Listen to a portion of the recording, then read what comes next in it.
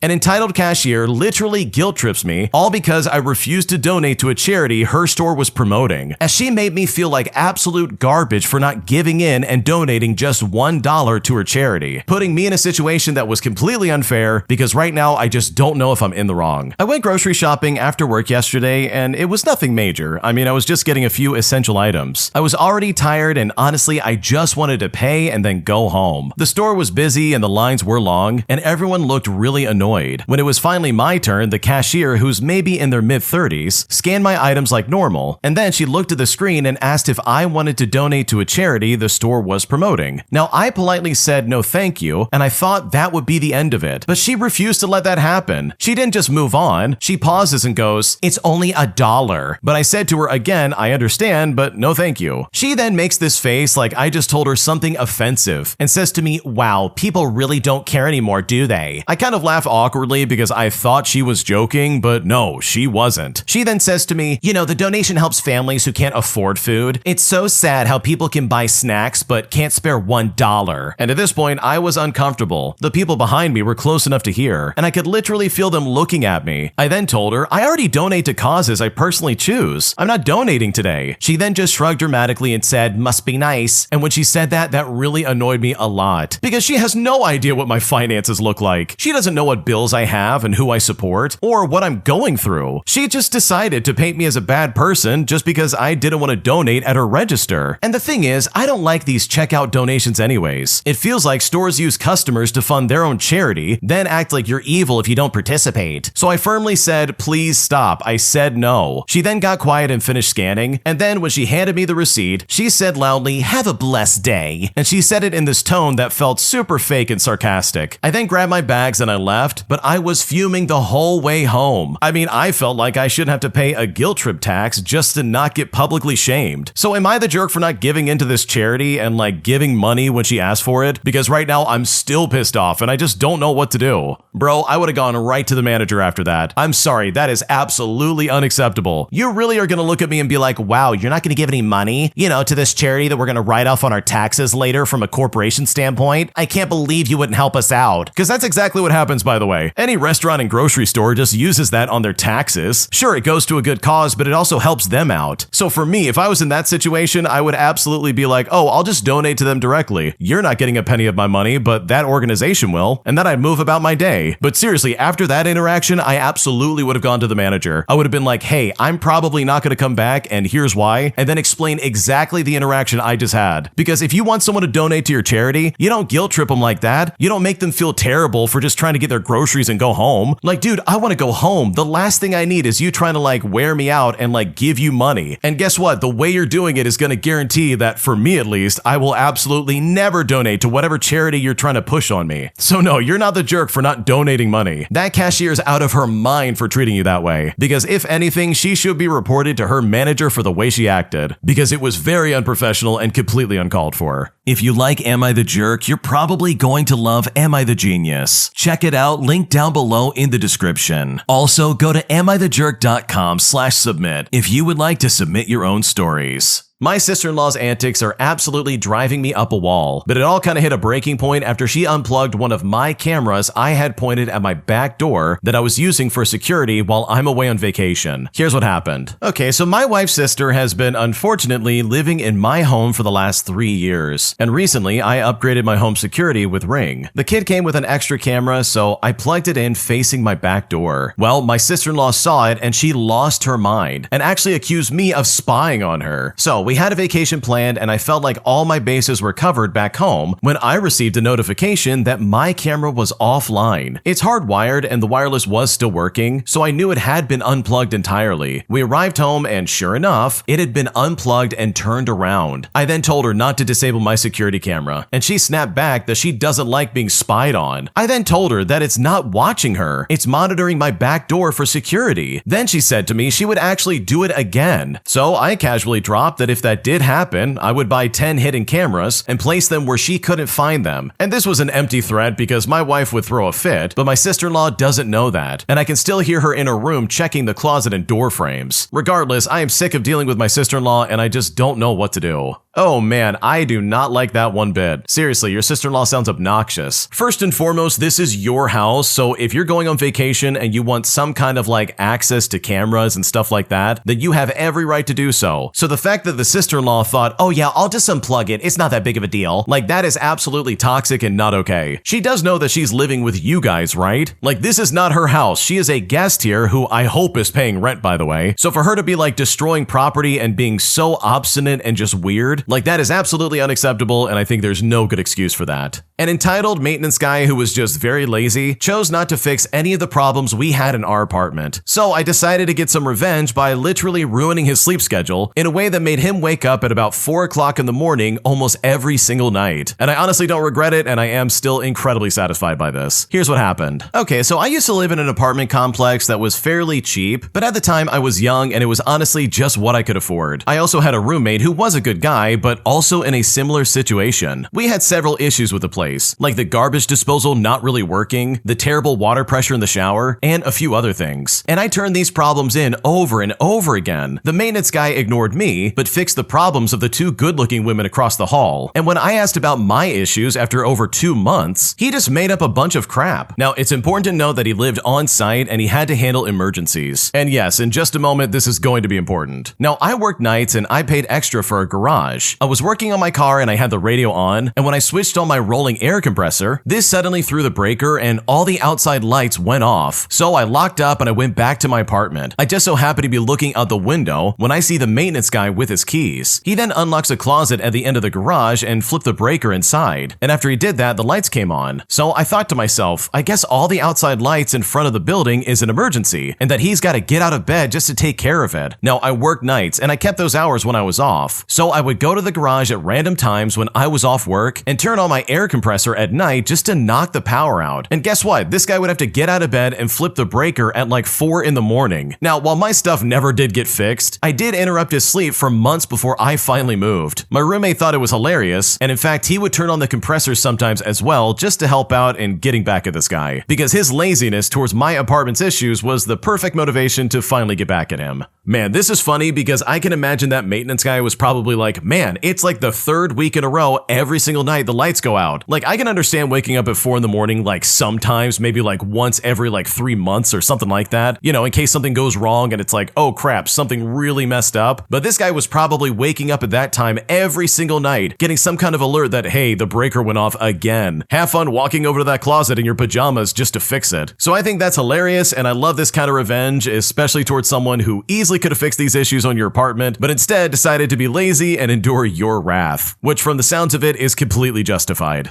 My boyfriend told me that I either need to move out or I need to meet his financial ultimatum, putting me in a situation where I had to secretly apply for my own apartment because I wasn't sure if I was going to have a place to live in a few weeks. And at this point, I don't know if I messed up and I just don't know what to do. Here's what's happening. So my boyfriend and I have been together for about 3 years, and we've been living together for about 2.5 years. He's exceptionally good with money, having come from a privileged family with a successful real estate business. And with that, he is very strict with his budgeting. His parents instilled in him excellent financial habits, which he's carried into adulthood. My mom was a single parent and a school teacher, so we didn't have a lot of money, but we were okay, and both of us earn a good income exceeding over $100,000. However, I've never been particularly good with money due to various reasons, including past financial trauma, a lack of financial literacy during my upbringing, and lifestyle creep. My partner and I both committed to getting married, but he has a specific requirement for us to undergo a comprehensive financial disclosure and for me to sign a prenuptial agreement. This includes a criminal background check, credit cards, and the need to show all of our bank accounts and savings. At the time, I was transparent about my debt and financial situation, and he's done the same. Naturally, he has significantly more invested than I do, and he's got better credit. So to make him feel comfortable marrying me, he has set a few financial goals for me to achieve. Number 1, he wants me to pay off all my consumer credit card debt. Secondly, he wants me to build an emergency fund that covers up to at least 6 months worth of expenses. And third, he wants me to make substantial payments towards my student loans, which amounts to over $100,000. Well, things between us haven't really been great the past couple of months. We've been arguing over minor things around the house, which has triggered dared me to compulsively shop. We had been arguing so much that right before my boyfriend left for a weekend trip, he suggested I talk to my job and my manager to see what my options would be for me to temporarily move back to my hometown for a few months so that he could have some space and figure out what he wants. He also wanted to go no contact during this time. Now, I told him that was a lot to ask, even though my job is mostly remote as my life is where we live. According to my contract, I have to be in the same state as my job. He then insisted that I lie to my job and say something was going on with my mom back home and ask my manager if I could work from my home state to take care of her just so I could give my boyfriend some space. Now, I did ask my job and my manager, and they basically told me that I would have to take FMLA to do something like that. So that literally wasn't an option. When I asked him if he would give me his word and give me a couple of months to move if we did decide to break up upon my return, he basically said no, he wouldn't be willing to do that, which really shocked me because he's usually a man of his word. I'm not from the state where we live, and I have no family or friends here, so this obviously scared me. So I just started looking for places to live and even applied for apartments that night out of fear. I ended up getting approved for my dream apartment and I toured it last week. I really liked it and I wanted to move there, and I felt that this would give us some space and offer me a bit more freedom and security than I was feeling. When he got back from his weekend trip, I told him that I couldn't go back home as I had to stay in the state due to my job, and he just said that was fine and for us to just continue working on the relationship. Well, when I told him I found a new apartment, he was really upset, basically saying that me going out and finding an apartment was sneaky, and he doesn't see how we're going to be able to continue to work on things if I'm living somewhere 20 minutes away. He also brought up how it would be harder for me to meet the financial goals that we set if I had my own place, as I'd be paying much more in rent and utilities. He also said that me moving out would be a major inconvenience for him, as I do all the cooking in the house, the grocery shopping, most of the cleaning, etc. And for reference, yeah, my boyfriend can't cook. So he's basically been treating me like a piece of furniture and giving me the silent treatment the past 2 days until I made a decision on whether I was moving out or not. When I told him I wanted to stay, he asked about my progress on the financial goals, and I told him I hadn't made much progress on anything except for the emergency fund. He has now drawn a bit of a line in the sand and said in 6 months to a year, if I haven't accomplished the goals we set, he's not going to move forward with us getting married, and we might as well break up at that point. This made me nervous as he asked me during the conversation if I had racked up any additional credit card debt. I said no out of fear, but the truth is I have, and it's basically tripled. I don't know how to tell him this. He is super perfect financially and I'm not, and I feel like he's super fed up with me, and at this point I seriously just don't know what to do.